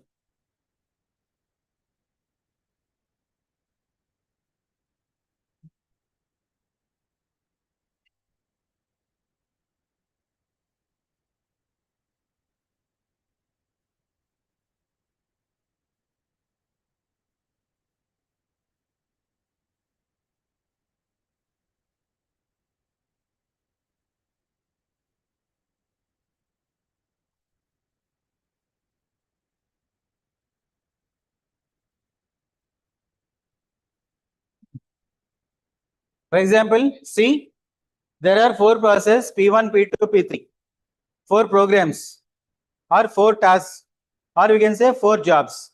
We want to execute these 4 jobs, but available processors are 2 processors only. Processor 1, processor 2. So how we are going to execute 4 with only 2? In this case, we need scheduling. In this case, we need planning. So we need to plan 4 processes will be executed by these 2 only. Then my plan is to divide for each processor equal number of processes. So there are 4 now. First to allocate a first processor, second to for the second processor. That is one idea. Right? If it is the case, then these 2 processes are allocated to the process 1. 2 processes allocated for the processor 1. But among these P1 and P2, which is going to start first, either P1 or P2? Again, there is a question. Again, you need a plan. Again, you need some criteria, some rules you have to follow. My rule is that, so the processor duty is to execute P1, P2, but first it goes to the process 1. So how it is process 1? I can decide that P1 is nothing but first process, P2 is second process. According to the rule number, according to the sequence number 1 followed by 2, no? Anyway, so I'll give a first chance to the first P1 process. P1 got rule number 1 ke first allow yes. Next go with the rule number 2, next rule number 3. So that is my criteria, and it is not compulsory that everyone should follow, right? If it is there, if your criteria only assume that first it is allocated a process P1. Process P1 is allocated. Let it is executing. Let it is executing. At this moment, still process is not completed. At this moment, it requesting an IO. It is requesting an IO. So it is requesting a printer. Currently, printer is not available, busy with something else. What happens that processor has to wait. I need input data. I need output information. Till that, processor should sit ideal. It sit ideal. Ansep kali gucho. అది అయిపోయాక next process P2. Then what I did is the multiprocessor, multi-programming according to that rule. ఎప్పుడైతే processor free అయిందో, whenever IO అంటే ఇప్పుడు ఏంటి IOకి వెళ్ళినామంటే processor is free. Processor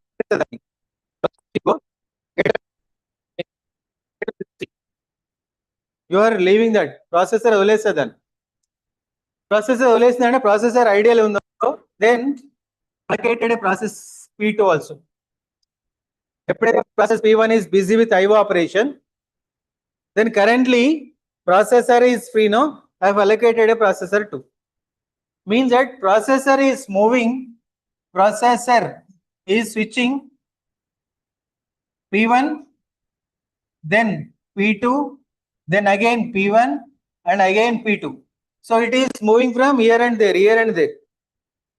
The processor is moving from one process to another process. Currently a processor is executing, has come this process and what you want to execute. While it is discussing, he needs to have something other work. Then again some other person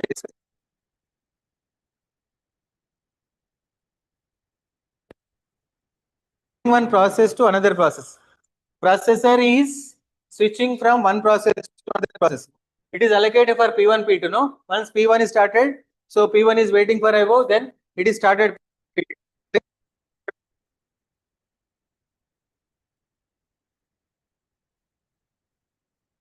Switching called as CPU switching, context switching.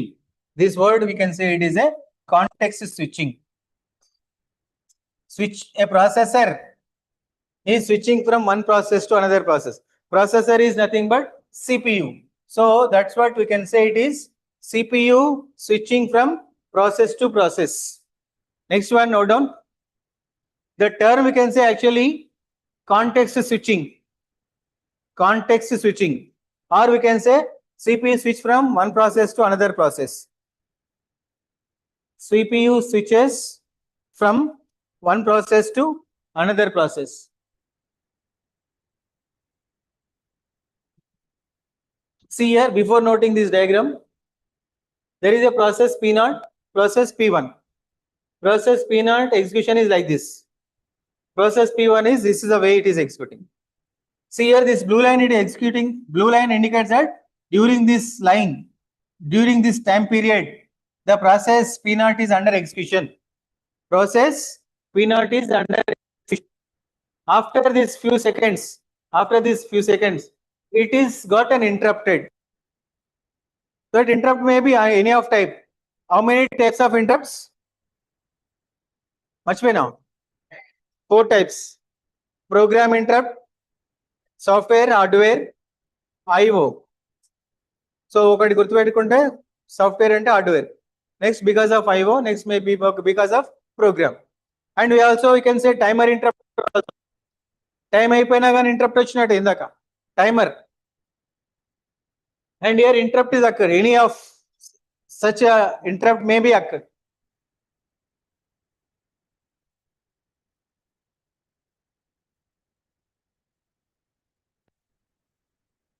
Then what happens that interrupt వచ్చిందంటే we need to address that interrupt.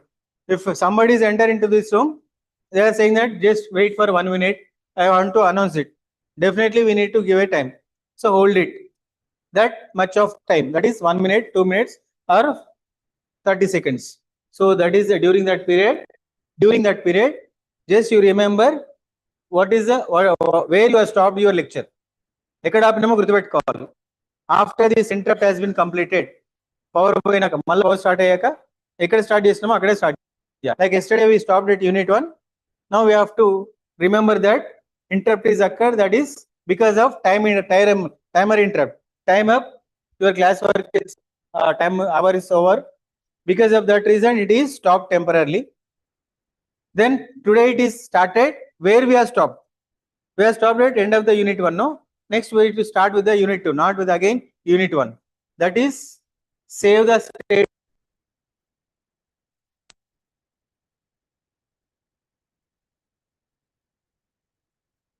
Below state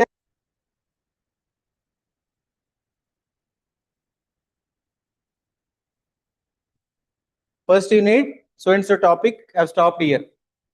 So that is save the state into PCB0. PCB0 belongs to process P0, and PCB is not common for P0. Every process will have its own PCB. Process P1 will have a PCB1, Process P2 will have a PCB2 like that. So PCB now, this is interrupt no, where you are stop.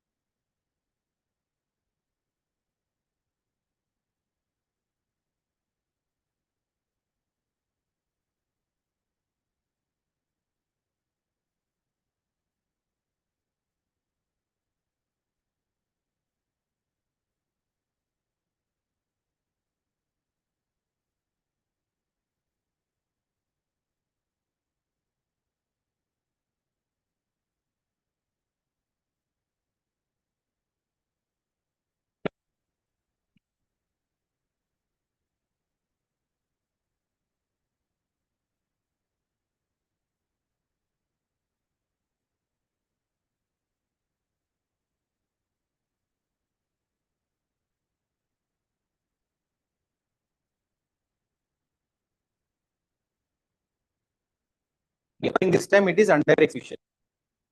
Stop no, till it is stopped. This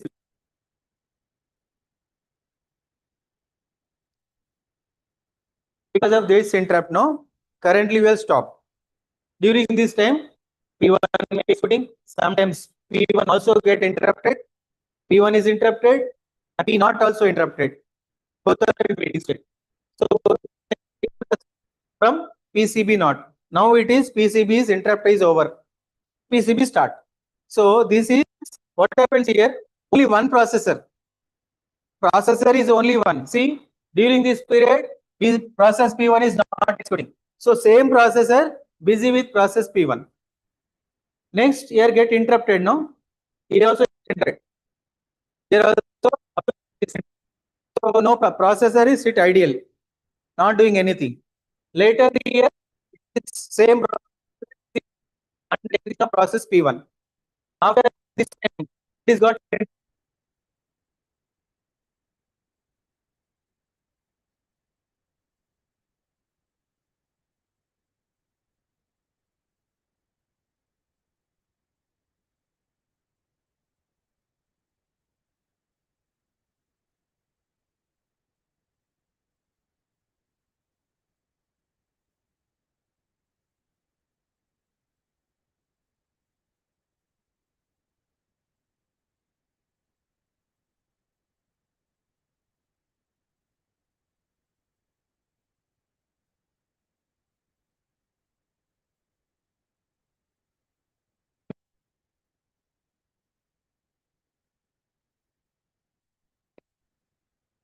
some disturbances, some other work, then go with other person.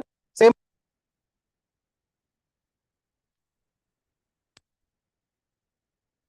explain same person, then again go to the same person. So I am moving here and there, only one processor called as context switching.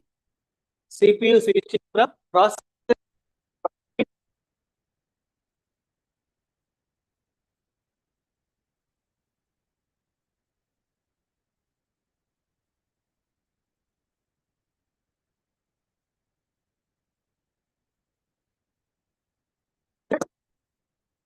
scheduling. Now how to schedule the process? Process state diagram లో scheduler ఉంది కదా, అంటే like here ఎట్లలో చేయాలి లోపలికి according to rule number first ఎవరు first వస్తే వాళ్ళని అలో చేయి, లేదు ఆల్ఫాబెటిక్ ఆర్డర్ అలో చేయి. That is called scheduling. The objective of multi programming is to have some process running at all times to maximize CPU utilization. CPU utilization in sense processor utilization. Always keep in your mind that as busy processor, always as busy as possible. Means that నిన్న చెప్పినట్టు example online లో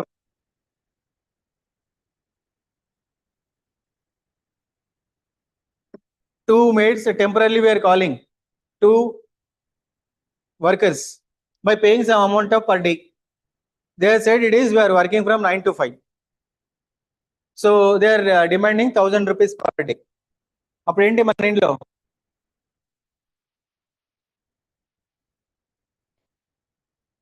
2 people.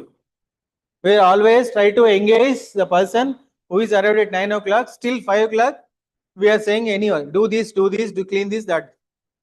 And we are not supposed to allow that person.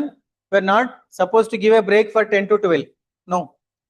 He wished to talk 1 hour in the phone call. No, we are not allowing because we are paying. No, we try to keep as busy as possible. And ఎంత work చేయించుకోవాలంటే అంత work చేసుకుంటాం. Same way your processor also. Have your processor, always try to keep the processor should be as busy as possible. When it is busy, always CPU processor is executing, then that is called CPU utilization. Always expecting it to check the performance of a computer. CPU utilization is one of the factor to measure. The CPU utilization we are expecting 90 to 100%. If the utilization is 60%, 50%, so your process is not efficiently using. So that's what always running some processes to maximize CPU utilization.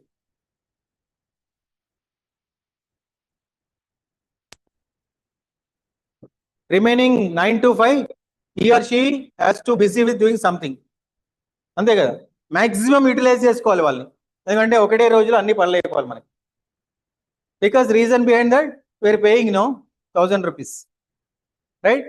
Same year CP utilisation processor ఉంటుందిగా, processor duties defined as you give any process allocated, executed. Yes, it is like that. No, you busy, you do this process, next this one, next this one. We are not allowing the processors to sit idle.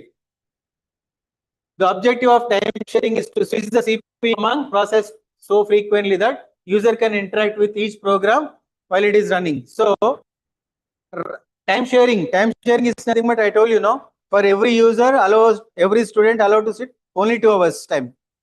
First 2 hours 100 members, next immediately next 2 hours 100 members, next 100 members 2 hours. So we are switching, we are moving students here and there, here and there. That is the intention of the objective of time sharing. This room is like CPU processor. Processor duty and based on time we are moving from here and there.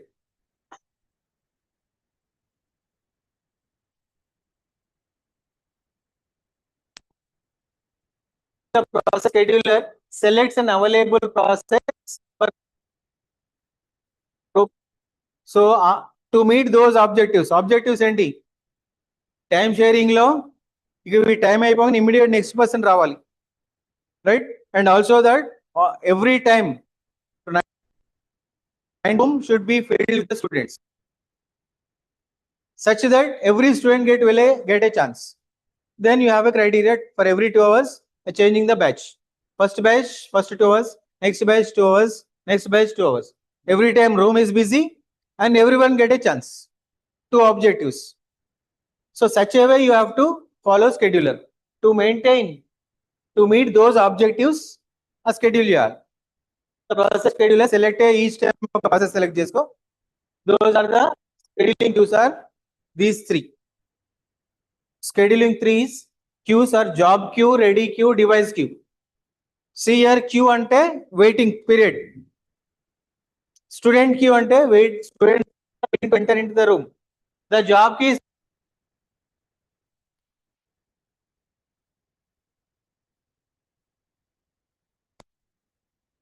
there. 100 members are waiting outside of the room. That line or that waiting process is called student queue. Students are waiting to enter into this room. Students queue. There is a job queue, set of process queue. And ready queue is nothing but, not only they are ready to write an exam. They are allowed to enter into this hall. Now they are ready to write an exam. But only thing is that supply question paper. That is, ready queue contains set of all process residing in main memory, ready and waiting to execute. Process అన్ని ఉన్నాయి main మెమరీలో, only for processor కావాలి. Then it is ready queue. Device queue is nothing but devices, output device, input devices, set of process waiting for an IO device. So we are waiting. What is the reason behind to wait that? I am waiting for enter A comma B values. I am asking you enter A comma B values. What are those values to compute of GCD of 2 numbers? That is input data I'm waiting. Reason behind that, input data. Set of process waiting for input data of AB. Or sometimes waiting for the process printer, that IO device, waiting for IO devices. That is output device we are waiting. Right? So not only you, 1, 2, 3, 4 process in the ready queue, in the queue, Vivek is waiting for the same reason, same device as a printer.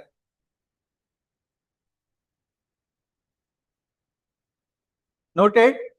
Next one. Apenda.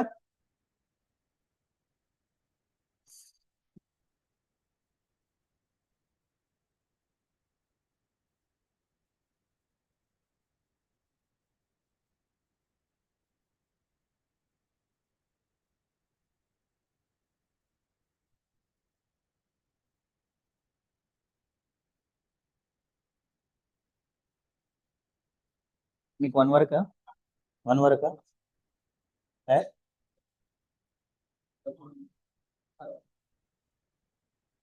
12కి వదిలినా మీరు 1కి రారు. అదే 1కి వదిలితే best కదా, అట్లా చేయరా 1 వరకు. 12కి వెళ్ళినా 1కి రారు కదా, మళ్ళీ అదేదో 1కి వదిలితే. Right.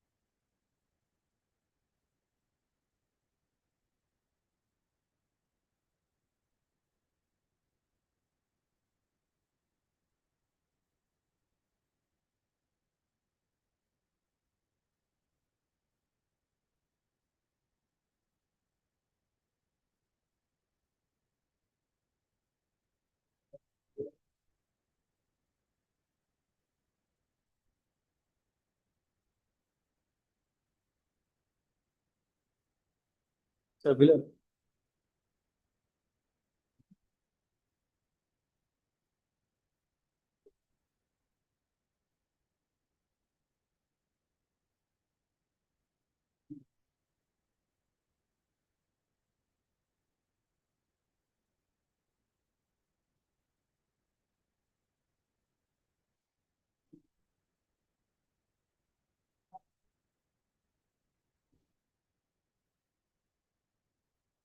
Somebody call that person. And ఎవరు? Below sir.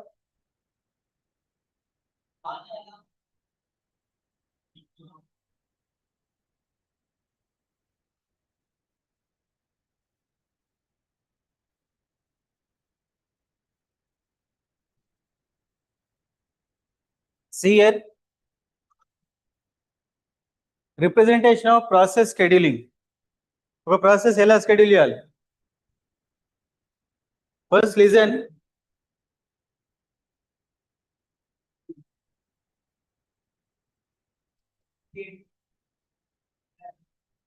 ప్రాసెస్ షెడ్యూల్ చేయడం ఇన్ ద సెన్స్, ప్రాసెస్ కి ప్రాసెసర్ ని అలాట్ చేయడం. షెడ్యూలింగ్ ఆఫ్ ఎగ్జామ్ అంటే స్టూడెంట్స్ కి ఎగ్జామ్ టైం టేబుల్ ఇవ్వడం. షెడ్యూలింగ్ ఆఫ్ క్లాస్ రూమ్ అంటే those are waiting outside, no, we're allocating seats in this classroom, allocating room. That is called scheduling. For example, this arrow. Yes, Babu, last one. Wait for half an hour. This is, you are at this position. See here, you are at this position. Now means you are ready to execute. అంటే మీరు బయట wait చేస్తున్నారు, just waiting ఏంటి, ఒక call come inside అని రావడమే waiting. You are in the ready queue. Whenever you got a call, rule number 1, then you are posted. That is allocating, we are allocating a seat for you. That is called CPU or a processor. Whenever any of this in the queue, The queue may contain number of processes. Any of the process is allocated for this CPU. Then started execution. No interrupt, nothing. There is no interruption. So after some time, it will be successfully completed. When it is successfully completed, it reaches to this arrow without any disturbances. But always this may not be happened. Sometimes there is a chance of occurring some disturbances called as interrupt. Interrupt is nothing but a disturbance. So if anything such interrupt is occurred, then it goes to this direction. That interrupt may be hyper request. హ్యాపీగా exam రాస్తూ ఉంటే exam is passed because of you want to draw one diagram so you don't have a pencil break that is IO you are waiting for a pencil and pen IO request then wait for some time somebody has to provide that pencil IO request ah input data output so you have to wait ఇంకా నువ్వు ఒకటే కాదు IO చాలా మంది ఉన్నారు so wait year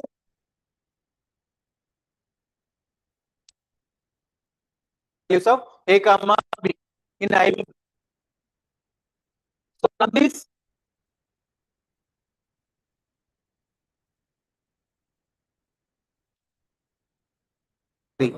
if there is a data required, printer is required, printer is supposed to assign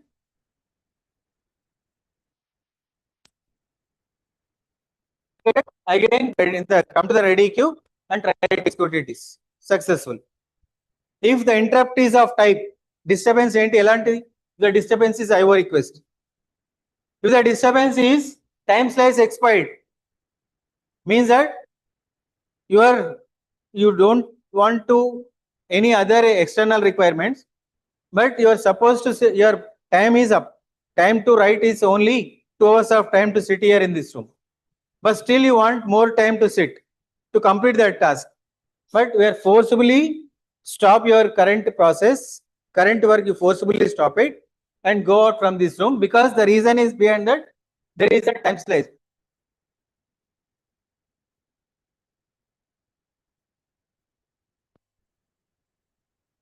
And wait for in a queue again, come and get a next chance. That is one type of interrupt. Then this phase we also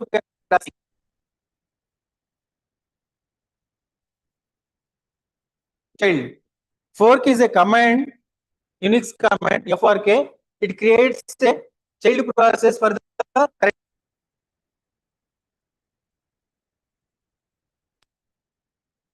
Create a child process. There is a command is that FORK is a method.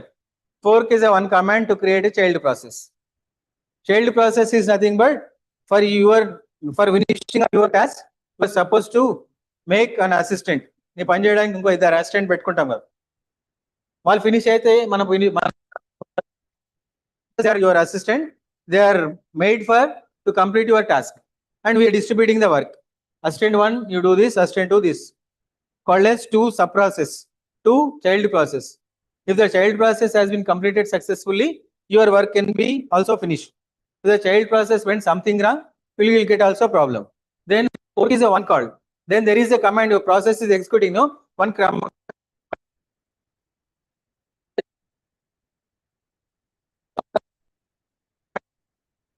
system instructing that, so you are executing now currently, stop it, create one child process to you. So operating system is instructing the current process that stop your work currently, that is stop and says hold it, create one child process. Okay, duplicate create g, niku assistant create g and current activity apesai, create one child process.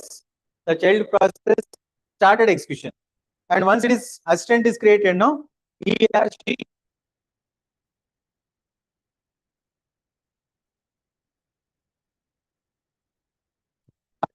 and get executed by the CPU and so on. Otherwise, the interrupt may be a wait for an interrupt. Wait. So this the software get crashed. So till the software recovered, we are unable to execute a Python program in the Python ideally. A Python ideally 1, 2, 3, 4 lines. Inka 2 more lines ali, then it is not closing, it is not working anything.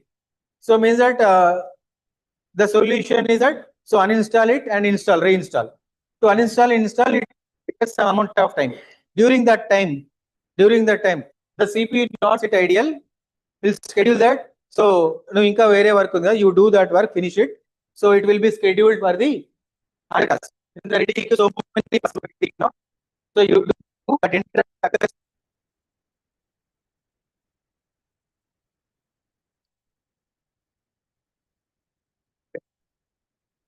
This is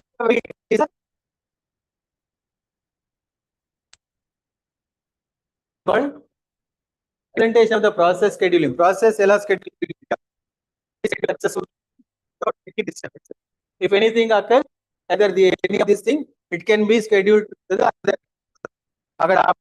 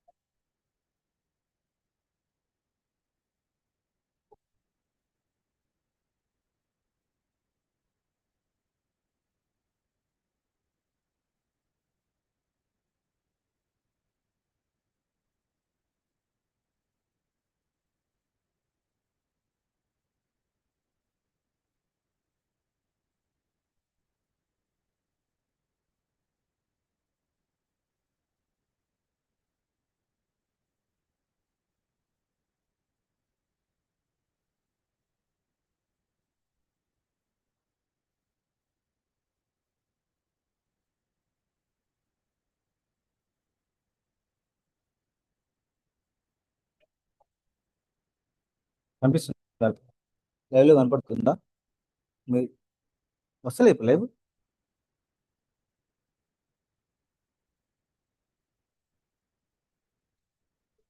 okay, go for the next slide.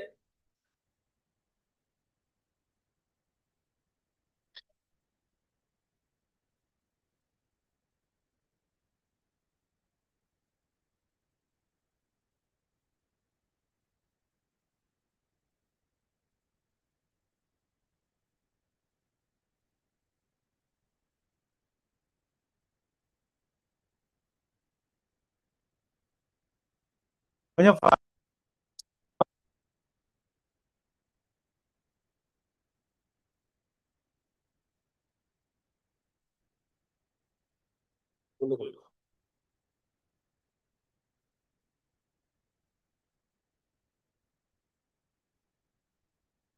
ఏమైంది?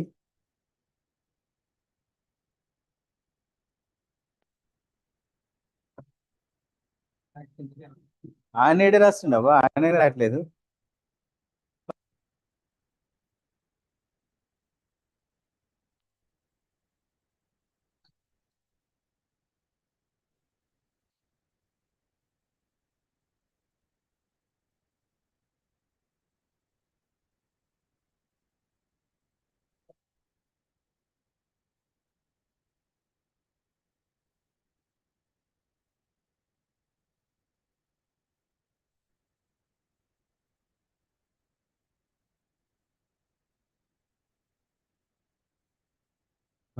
అర్థమవుతుందా?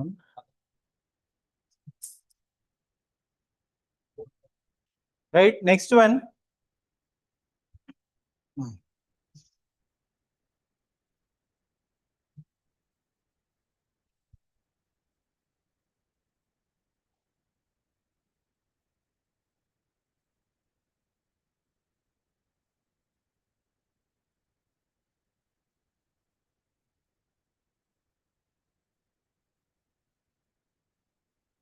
Next, schedulers. CP schedulers are generally we can say schedulers. Schedulers already we discussed in the process state diagram. How many types of schedulers? 3 types of schedulers. One is long term, short term, medium term. Long term schedule is nothing but 1000 members ki college తీసుకురావడమే one task. Till the evening you don't have any work. మళ్ళీ తీసుకెళ్ళడమే. Short term is nothing but for those 1000 members ఈ 100 members of capacity room ని allocate చేయాలి.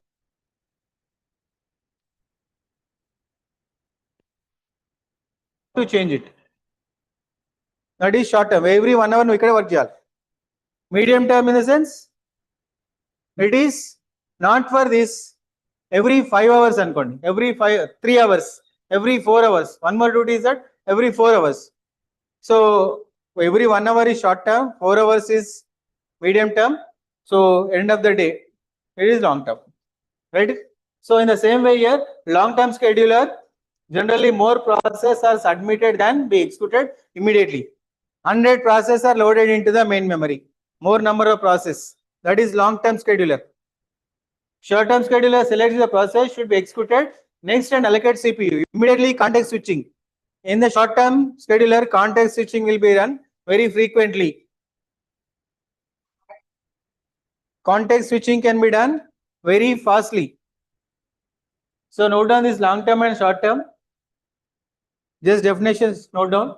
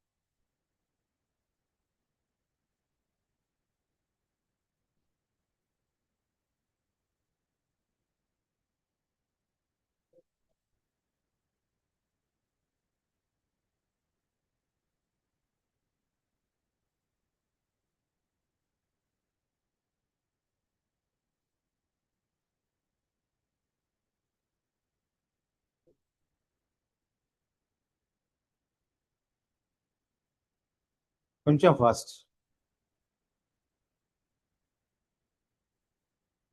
So request, please kindly note down fast.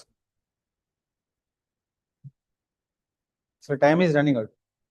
Fast గా రాసుకోమంటే photo తీసుకోమని కాదు, right down.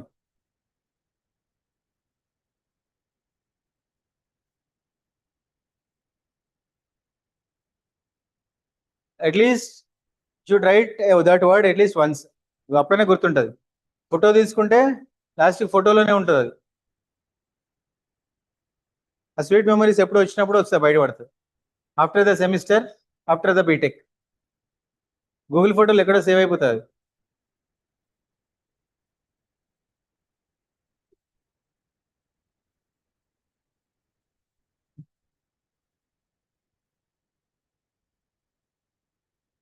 Next, note down this medium term. Note down this line.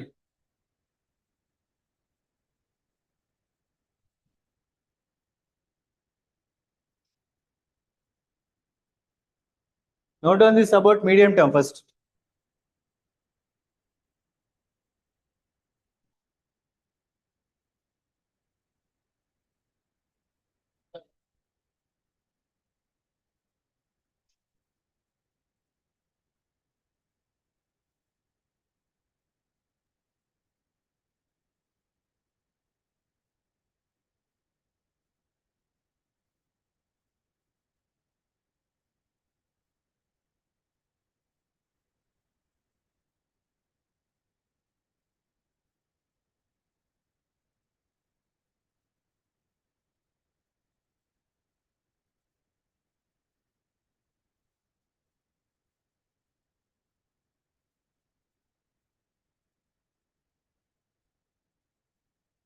ఆ CC camera work చేస్తుందా?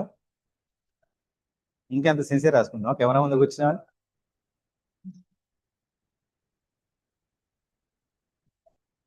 ఇది రాసుకుంటే అట్లీస్ట్ తర్వాత ఎప్పుడైనా చదివినా కొంచెం కీ పాయింట్స్ లాగా ఉంటాయి, అందుకోసం.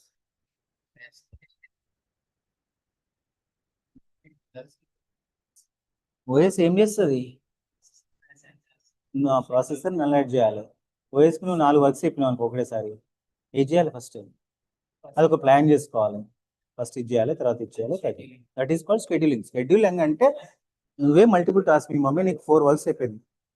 స్వీట్ హౌస్కి వెళ్ళి స్వీట్ తీసుకురా, మార్కెట్కి వెళ్ళి వెజిటేబుల్స్ తీసుకురా, వచ్చేటప్పుడు ఇంట్లోకి వెళ్ళి. సో ఇప్పుడు నువ్వు షెడ్యూల్ చేసుకోవాలి. వచ్చేటప్పుడు మా అమ్మ వాళ్ళ ఇంటికి వెళ్ళి రావాలి, స్వీట్ హౌస్ తీసుకెళ్ళి స్వీట్స్ తీసుకోవాలి, వెజిటేబుల్స్ తీసుకోవాలి. నీకు ఒక ప్లాన్ ఉంటుంది. ఇంటి నుంచి బయటికి రాగానే మార్కెట్ దగ్గర ఉంది కదా, అది ఫస్ట్ చేసుకుంటాం. తర్వాత పక్కనే మా అమ్మాయి వాళ్ళు వాళ్ళ ఇంటికి పోతా. నువ్వు డిసైడ్ చేస్తావు షెడ్యూల్. అది వర్క్ అంటే ప్రాసెస్. దీన్ని ఎట్లా చేయాలి? షెడ్యూల్ చేసుకోవాలి. నువ్వు ప్రాసెసర్, నువ్వే చేస్తావు అవన్నీ. ఆ ప్రాసెస్ అన్ని ఈ ప్రాసెసర్ ఎగ్జిక్యూట్ చేస్తుంది. కానీ ఏం చేయాలి? ఫస్ట్ నీకు క్లారిటీ కావాలి, నీకు ఒక థాట్ ఉండాలి, నువ్వు ఒక యాక్షన్, ఒక ప్లాన్తో పోవాలి. ఏం ప్లాన్? ఇక్కడ నీ ఇంటెన్షన్ ఏంది? నేను తొందరగా అయిపోగొట్టాలి. నీ ఇంటెన్షన్ తొందరగా అయిపోగొట్టాలని నేను వెళ్ళే దారిలో ఉండేవాడిని ఫస్ట్ చేసుకుంటా. అంతేగాని మా అమ్మ వాళ్ళు అక్కడ వెళ్ళింది, ఫస్ట్ అటు వెళ్ళి తర్వాత అక్కడెక్కడో ఇక్కడుందా మళ్ళీ ఇటు వచ్చి మార్కెట్కి వెళ్ళి పక్కనే మీ మామూలు ఇంటి పక్కనే స్వీట్ హౌస్, మళ్ళీ స్వీట్ హౌస్కి వెళ్తావా?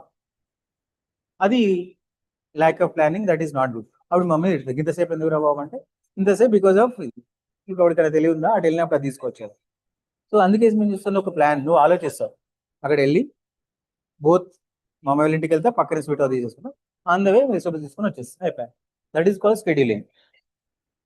ఆ షెడ్యూలర్స్ కేటగిరీస్ ఉంటాయి. ఎట్లా? నీ ప్రియారిటీగా ఉంటుంది అక్కడ. ఒకవేళ ప్రియారిటీ ఏముంటుంది? మా అమ్మ వాళ్ళ ఇంట్లో ఇక్కడ దగ్గరే, అక్కడ కొద్దిసేపు టైం స్పెండ్ చేయాలి, స్వీట్ హౌస్ తర్వాత వెజిటేబుల్స్. బట్ ఏంటంటే ఫ్యాక్టరీ ఏంటి ఇక్కడ? వెజిటేబుల్ షాప్ ఇంకొక 5 minutes ఉంటుంది. అప్పుడు ఎటు పోతావు? అటు పోతావు, ఫస్ట్ వెజిటేబుల్ షాప్ పోతావు. మా అమ్మ వాళ్ళ ఇంటికి ఎప్పుడైనా వెళ్ళొచ్చు, it will be close within 5 minutes. Then అది నీకు ప్రియారిటీ. అప్పుడు నీకు ప్రియారిటీ గుర్తొస్తుంది. నో ఇటు ఒక 5 minutes టైం ఉంది. అది ఇంకొక టైప్ షెడ్యూలర్. అవే డిఫరెంట్ షెడ్యూలర్స్ ఉంటాయి, దాని మీద ప్రాబ్లమ్స్ చేయాలి.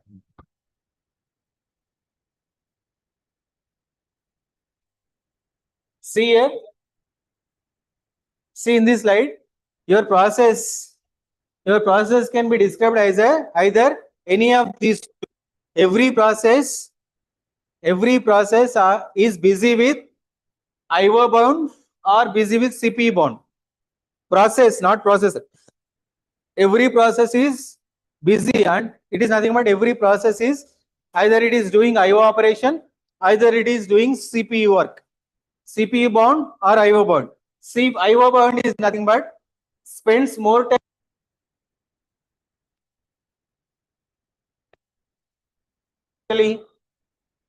Your college duty intention, you are supposed to attend class from 9 to 4. 9 to 4 actually. The main idea behind to come to the college is this is the main goal. But what you are doing, first hour you are attending, that is spending of time class bound. మీ క్లాస్లో ఉంటే class bound, బయట ఉంటే IO bound for example. So first hour క్లాస్లో ఉన్నాం, class bound. Next 3 hours outside, IO bound. Again next 1 hour in the class, remaining 2.5 hours outside. Intention ఏంటి? నువ్వు వచ్చింది 9 to 4 class hours spend చేయాలి. Let's say 6 hours you are supposed to spend in the class time. Only 1.5 hour you have to supposed to spend outside for that. So shorter break with including lunch break and so on. But what you did, first hour and after 3 hours 1 more hour, only 2 hours you are spending in the classroom, remaining 4 hours are you are spending outside of the classroom. So is it acceptable? 1 day 2 days acceptable. Is it accepted by your parent? You can accept, no problem. You will accept. Yes, 2 and 4, 2:4 you can accept. The same thing it is informed to your parent whether it is accepted or not. No. If it is reverse, 2 hours of time you are spending outside, this 4 hours duration is spending in the classroom. Even though your parents are supposed to say that why it is unnecessary to wasting of 2 hours, you take 1 hour a break, it is not enough. So spend that hour also in the classroom. That is okay. Same way, we are expecting a process to always execute a run, execute in the processor by the processor. So processor ఎప్పుడు మనం ఐడియాలో wait చేయదు. ఇందాక మన CPU utilization should be more. మనం ఇందాక మన ఇంట్లో workers పిలిస్తే కూర్చొని పని చేస్తూనే ఉండాలి. Because we're paying amount for 9 to 5 1,000 rupees వర్క్ చేస్తూనే ఉంటాడు. మన ఇంటెన్షన్ కూడా అదే, right? Here also, IO bound is nothing but you are spending more time doing IO. And then you ensepu process execute cheyra babu instructions ante you are waiting for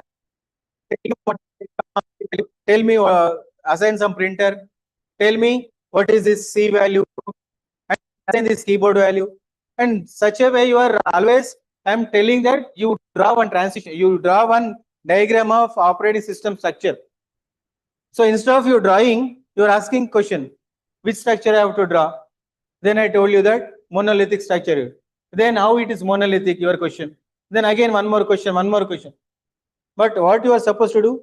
If I said monolithic architecture of the operating system, you are supposed to draw. Instead of drawing actual work, you are supposed to do, you are talking with others. Actual work karna, other extra work ekon. That is IO bed. You are spending more time doing IO than executing the CPU time. Whereas CPU spend more time doing computation. CPU burst is nothing but CPU execution time. CPU execution time. We're expecting that CPU bound is more. IO bound is should be very less.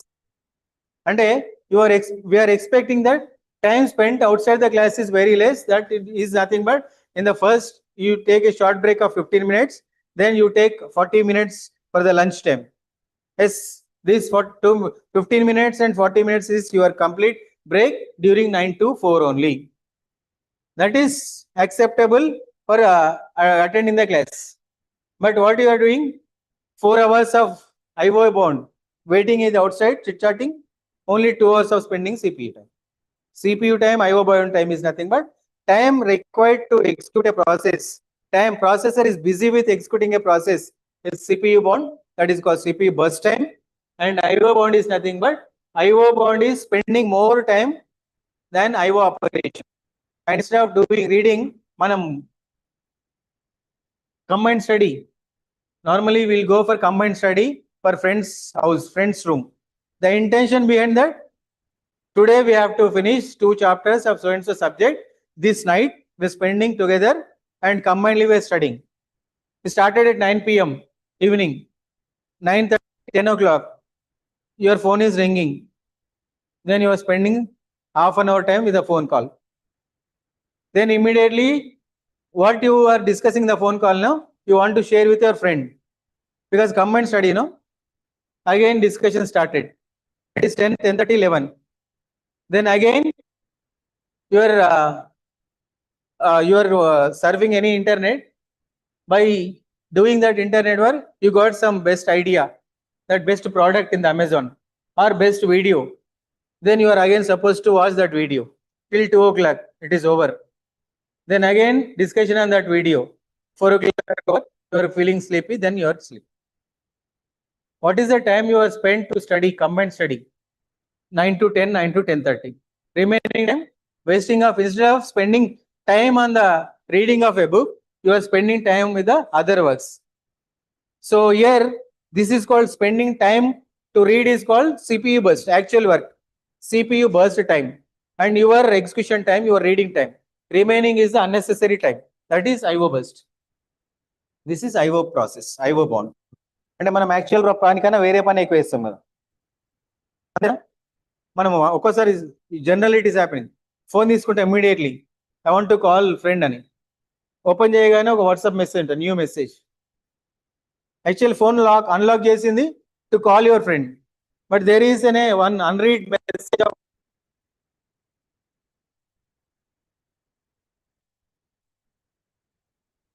Then it is locked. మర్చిపోతాం actual task. Then after 10 minutes, array, I forgot to call. Before 10 minutes, you are unlocked your phone to call actually. So that is a waste of time. That is IO bound. So one day processor is waiting of 2 burst times, IO burst and CPU burst. Always we are considering CPU burst time. CPU burst time is nothing but time required to complete a process is burst time.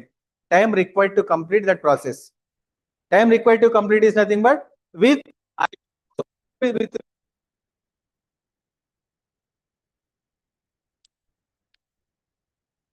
is wasting of spending another, that is IO operations. These two noted.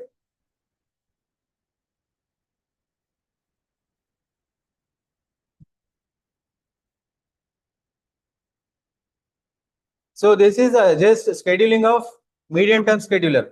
Medium time scheduler and for every 1 hour, for every minute, we are not switching. Once you are, if it is talking with 1 minute, next minute here, not like that. At least you spend some time with a 15 minutes with this person and next 15 minutes with for moderable time. So here we can see this arrow represents initially process in the ready queue, waiting for CPU. CPU processor is get allocated, successfully completed. But it is not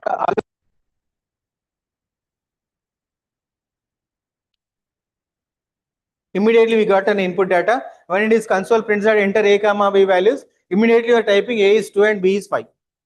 Then immediately IO operation is completed. You are ready to queue and assign a processor get executed. Sometimes what happens that CPU is swapped out, partially executed, swapped.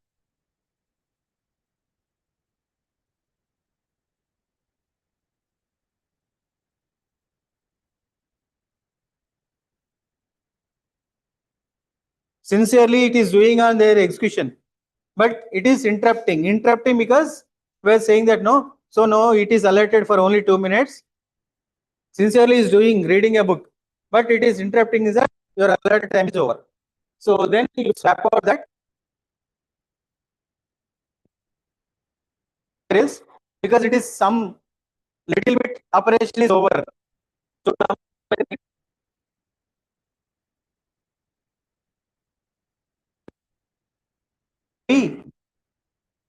not very frequently, moderate of time. So this represents a medium term scheduler. This is about context switching, which is already noted, I think so.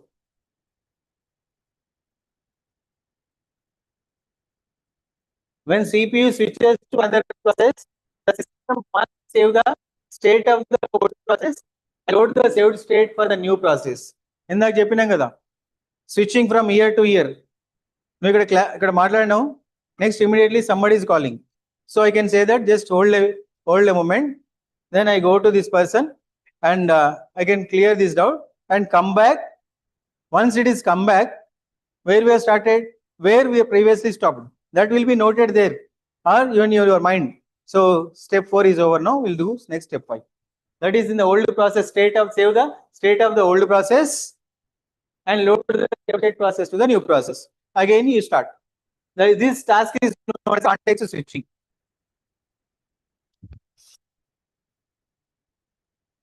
This CPU scheduling.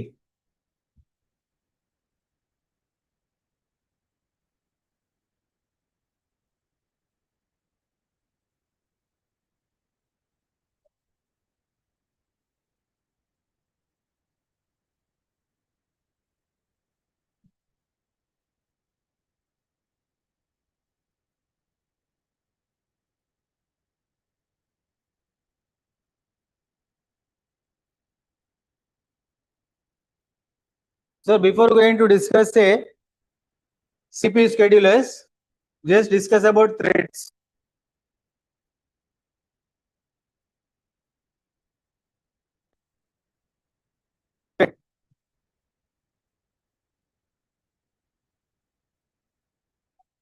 You are third years, no? Yeah, I think you have completed Java subject. Java lo threads, thread libraries, multiple threading, multi-threading concept. At least you have a thread or not? Threading the threading. So I said this is a process 1. Process 1. Every process will maintain its own space for the data, memory storage, and stack information. Right? So this is meant for its own process. If the process 2 also can have some common fields. This is process P2. P2 will also have a data and a stack place and so on. But some other fields, some temporary locations, registers.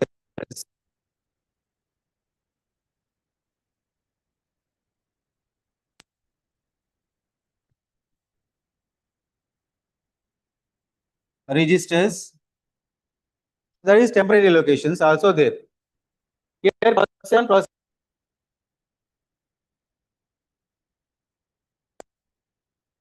registers.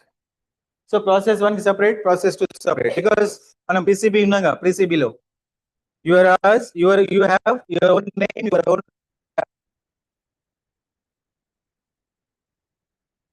all our students know, but there are everyone will have their own bags, their own equipment. And then, but this process will be executed. Normally, a process is under execution means every process will maintain this data and it will be assigned to the processor, executed.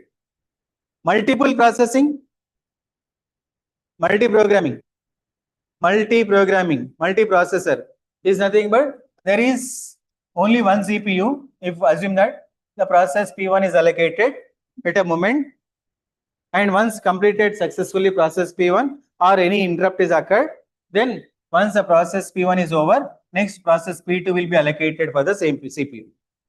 CPU will be executed next process, only one CPU. If it is multiple CPUs, CPU1 and CPU2, at 0th rate of time, at current moment, process P1 is allocated for CPU1, process P2 is allocated for CPU2. Both are executed parallelly. Both are executed at the same moment. At first 0 second, started P1, started P2. Because we have two processes, multi-process we have executed successfully. But two processes are requested. But here, what is thread is nothing but normal definition is a lightweight process.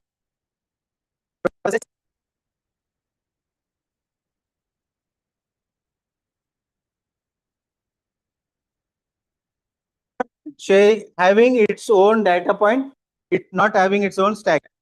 So there is a process. There is a process. So this is one thread. This is one thread. This thread will have its own registers. This will have its own registers. But previously, what happened is that this entire is process 1. Now it is T1. It is T2.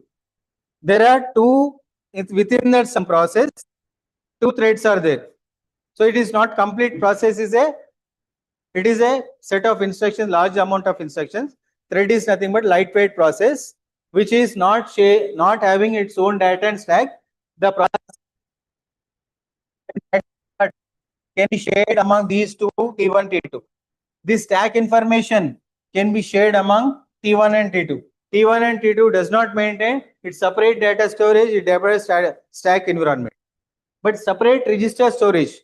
Registers are nothing but small amount of capacity to store. So small amount of capacity to store in the sense, bag ఉంటుంది, bag లో ఒక pouch ఉంటుంది. Bag is to keep large amount of books. The pouch is to keep little amount of things. There is little space to store some pencils, erasers. Like it is thread.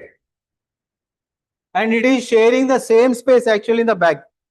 Bag is a process. In that bag, there is a small portion. Pouch is a thread.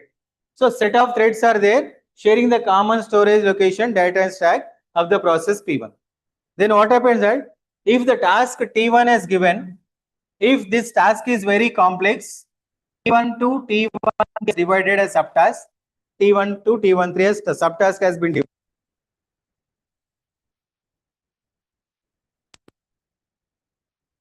Then we have to divide. Only one person cannot solve this problem. It can be divided into number of subtasks, and each subtask is assigned to user 1, user 2, user 3. So instead of doing that, this task 1 to task 1, 3 can be assigned to not for the other process. In the process itself, created a child process, we can say child process, threads. And this is like working like a individual process. For the thread, T2 is assigned for the task of 1-3. But it is looks like only process P1 is executing. Only process P1 is P1. But it is not like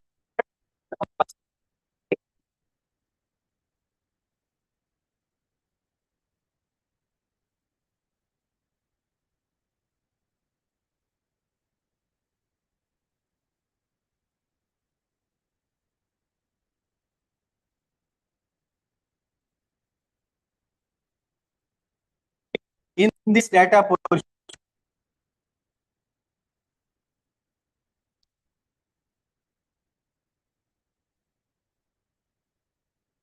Particular registers of T2, then there is no effect of the flow of executing the task T12 because the task T12 executed by the task T1, which is sharing these two information commonly.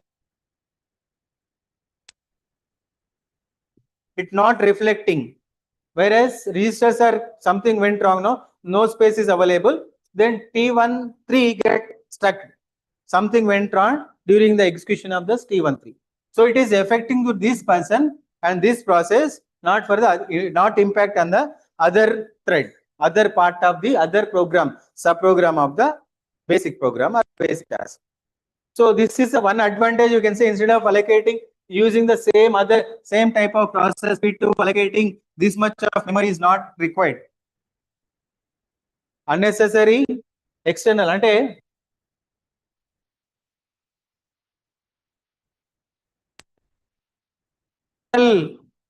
work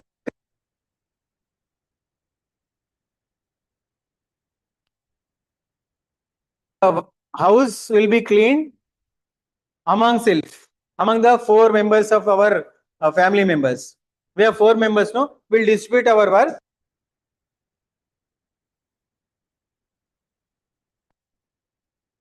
Your mummy only can clean, no? So instead of cleaning only one person, it is burden.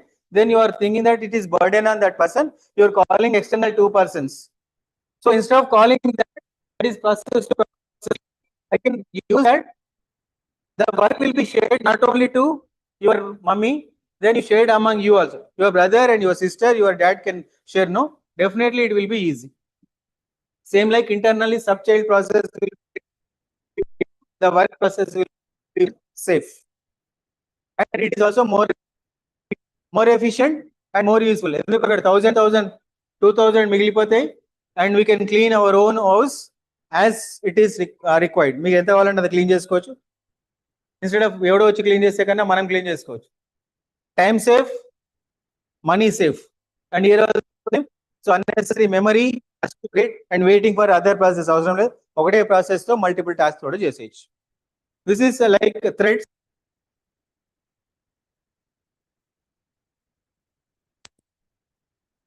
Threads also we can create. Okay, single thread. So threading is that one. Then we'll go with the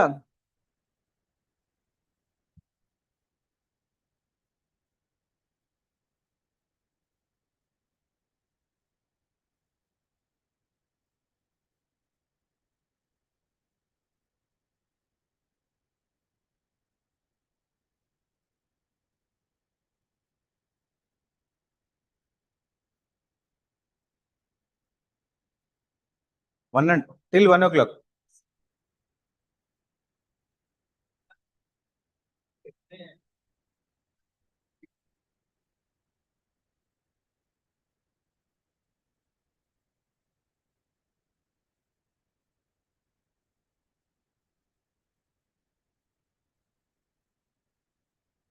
So keep series scheduler, series scheduling.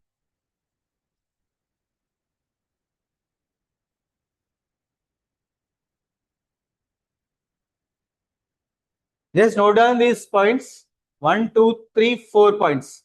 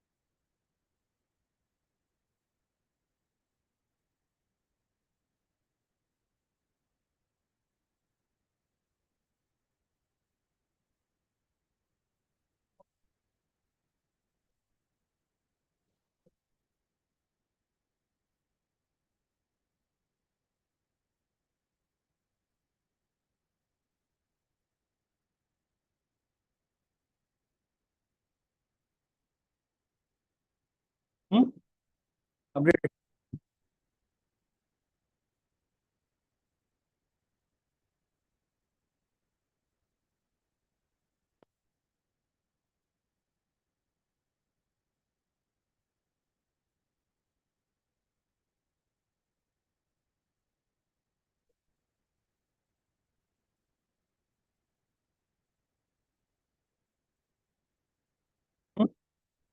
వస్తుందా? Update అయిందా? First 6 point.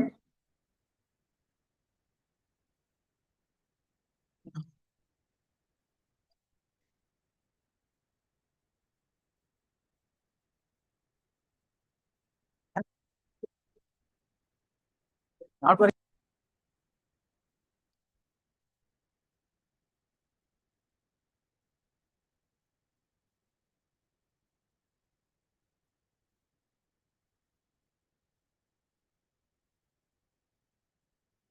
No done. WhatsApp తర్వాత చూద్దాం.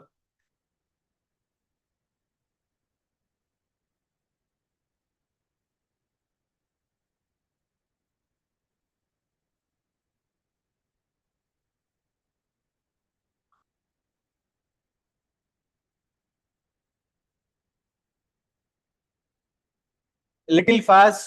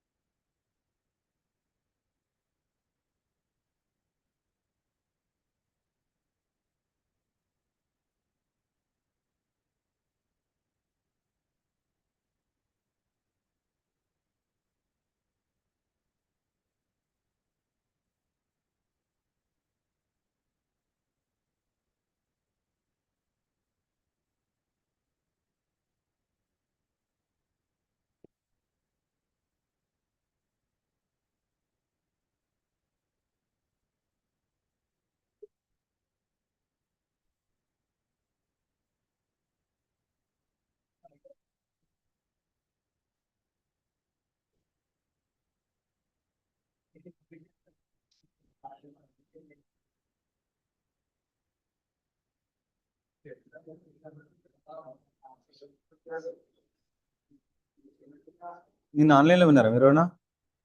ఆన్లైన్లో ఉన్నారా ఎవరైనా మీరు? నిన్న విన్నారా? ఇంటి దగ్గర ఉన్నారు, రాలే కాలేజ్.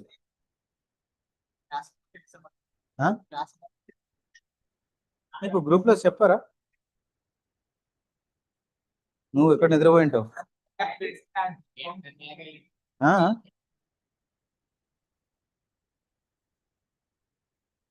సరే.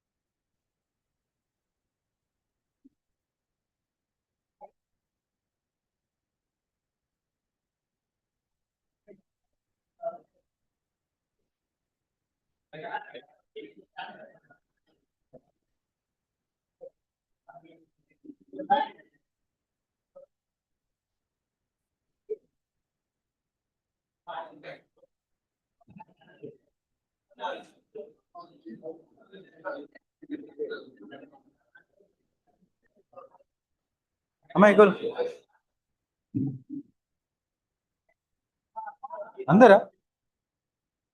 అందరూ పోవాలనా?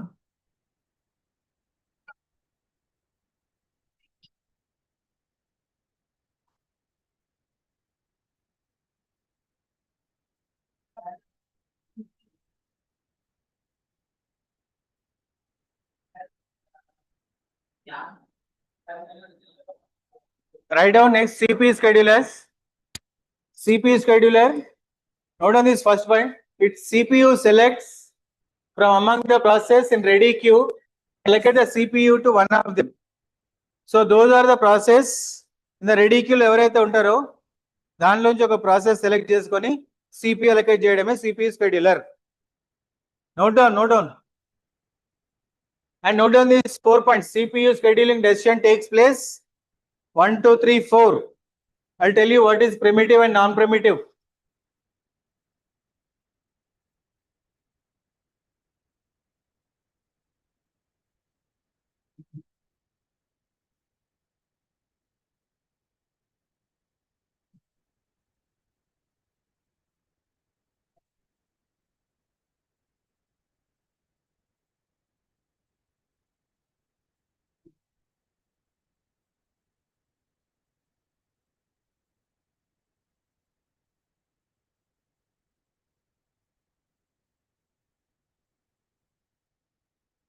Meaning ఏంటమ్మా?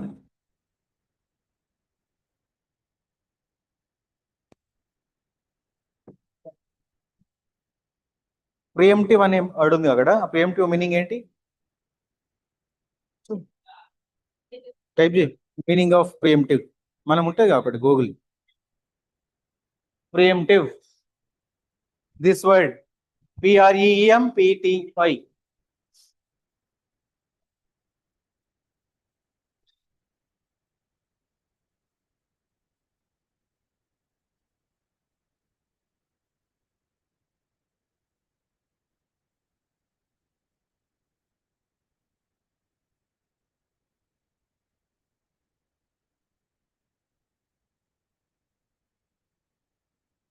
Noted? The process switches from running to waiting state. The process switching from running to ready state, switches from waiting to ready state, or it can terminate.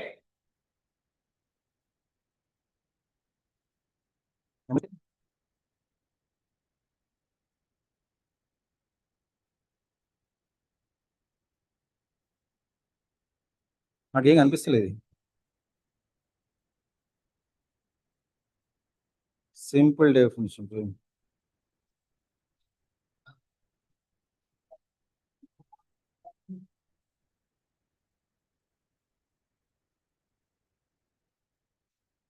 Chat GPT.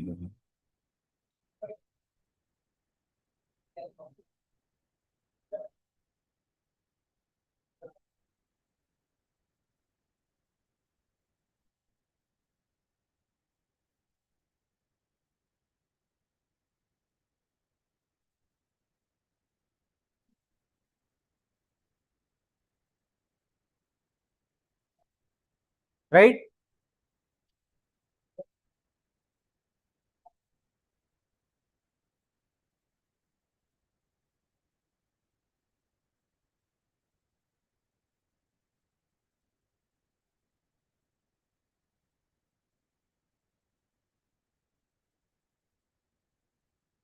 The preemptive is nothing but process can stop forcibly. We can stop the process, running of a process by force. Preemptive. Non-preemptive is we cannot stop. Non-preemptive, we cannot stop the process by force. Right? Once it is started, until unless that process has successfully completed, we should wait. Non-preemption. Non-preemption and preemption. So when it is a process is running state, when it is running state,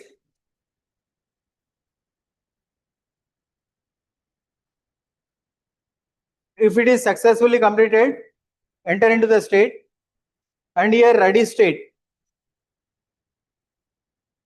When process P1 is under running, but still it is running, 1 minute, 2 minutes, third minute also running.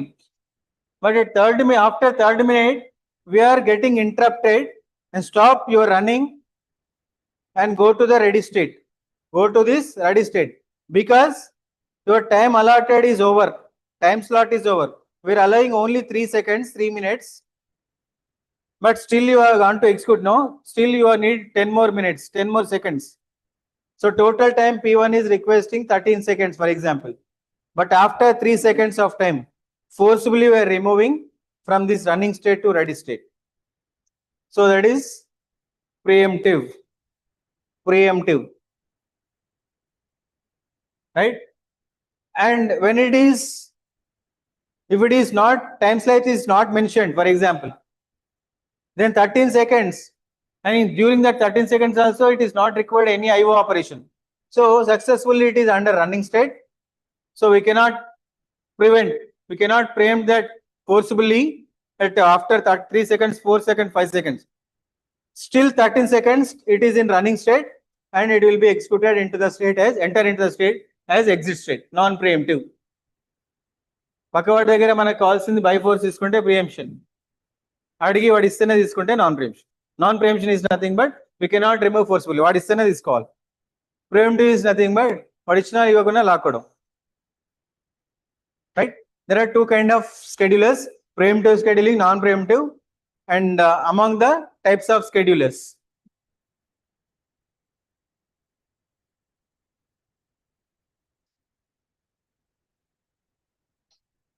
So about dispatcher, we have already discussed. Right. The last one, note down first is scheduling.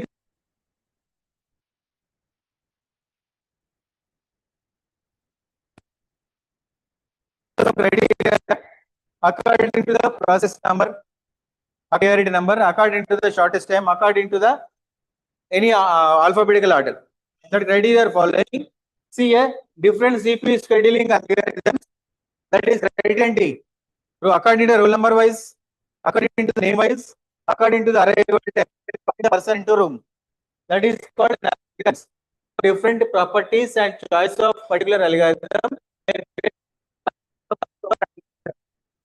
The word, this sentence meaning that the one criteria is favored to one process. Me criteria కనుక అనుకోండి,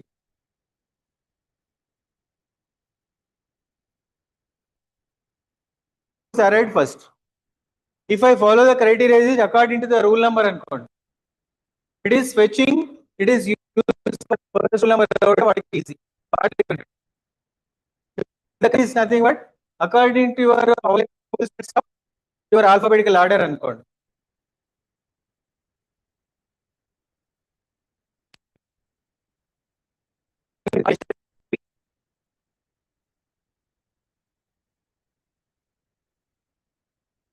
till 8 o'clock వచ్చే wait చేసినాం.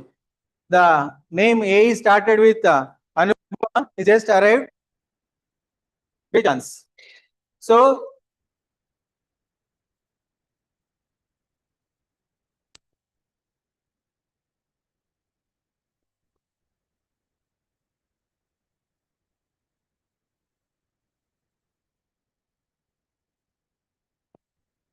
turnaround time, waiting time, response time. Here in the process, మనం ఏంటి ఇక్కడ process లో we need to execute your criteria ఏంటి?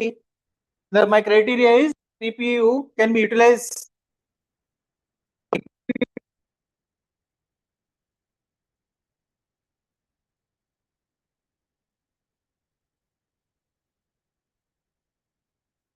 ఖాళీ కూర్చొని process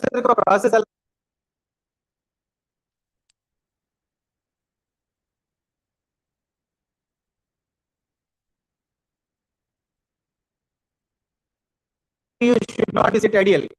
Then based on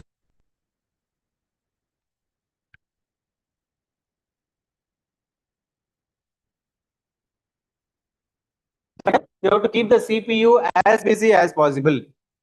If the criteria says that throughput is one which is defines a per unit of time.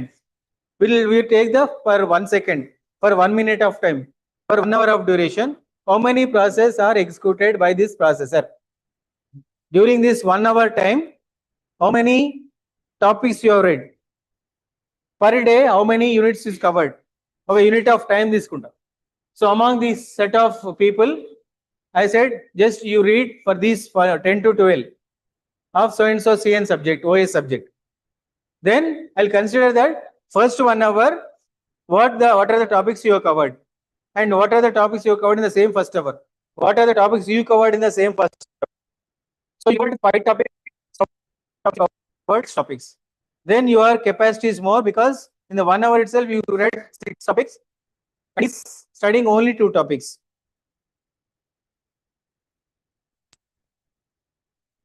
Because of lack of knowledge, because of memory power very less.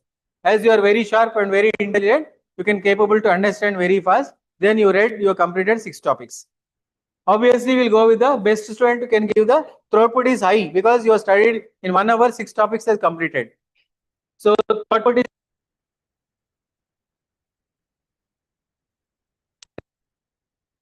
hour of time. A processor is executed 10 process for 1 hour of time. Another process is executed only 2 process. This processor speed is very less as compared to this because in the same 1 hour of time it is executed 10 process, it is executed only 2 process. So that is a measuring point, measurement throughput. And turnaround time is nothing but amount of time to execute a particular process. Okay, process executing also time, that is time of submission of a process to the time of completion. Turnaround time is nothing but how much of time spent in the college. You are arrived at the college 9 o'clock and started going back at 4 o'clock. Then you can say 9 to 4 my college time. That is turnaround time. Total hours in the class.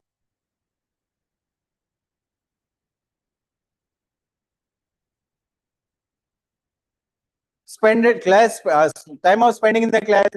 Then you have to calculate 9 to 10 I am in the class.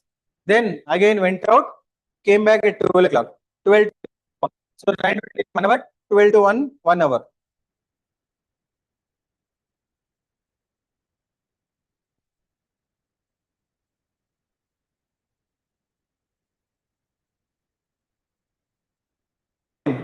Amount of time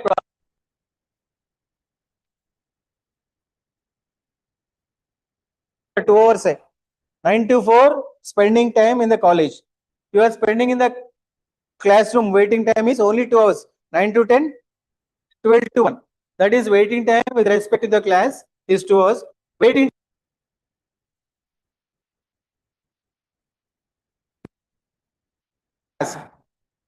process has been waiting in the ready queue and it is not waiting. మీరు class లో లేరు. Actually 9 to 4 class విన్నాను. So class లో ఉన్నది only 9 to 10 to 1. So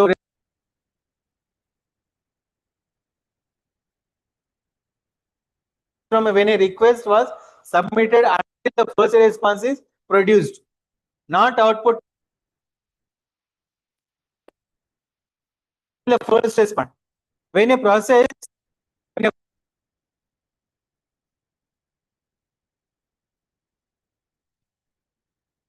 moving on to this person.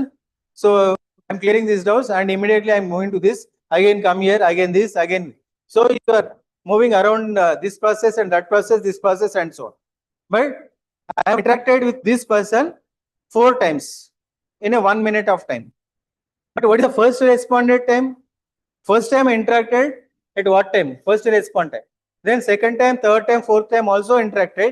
But when it is first it is interacted, when the first processor is allocated to a process, response time and processor allocated that is the amount of time it takes from when a request is submitted until the first response is produced. ఎప్పుడైతే process కి processor ని allot చేసినామో that is the response time. Later again disconnected, again connected a processor, disconnected a processor, connected process, that is తర్వాత. So till the waiting ఎప్పుడైతే మనకు chance వస్తుందో ఆ first chance ని రెస్పాన్స్ టైం అంటే ఫస్ట్ ఛాన్స్. సో నీకు room రావడానికి first chance 9:20కి వచ్చింది. Then after half an hour మళ్ళీ బయటకు పంపించినాం. దెన్ అగైన్ 10:30కి వచ్చింది. అగైన్ మళ్ళీ బయటకు పంపించినాం. 11 o'clock వచ్చింది. So the first response is 9:20. First response 9:20. మళ్ళీ 10:20కి వచ్చినావు, 11 o'clock వచ్చినావు, 12 o'clock వచ్చినావు. So that is not will be calculated first response. When your seat is allocated at first time in this room, that is 9:20 first it is allotted. Then 10 o'clock send them out and we called again 10:20. Second time got a chance. Again కొంతసేపు బయటికి పంపించిన 11 o'clock. 11 o'clock will be get a chance. So 10:20, 11 o'clock is not considered. First chance in the 9:20. What will be considered? Right? That is the time. Is the most important object time. By this, we hold this session.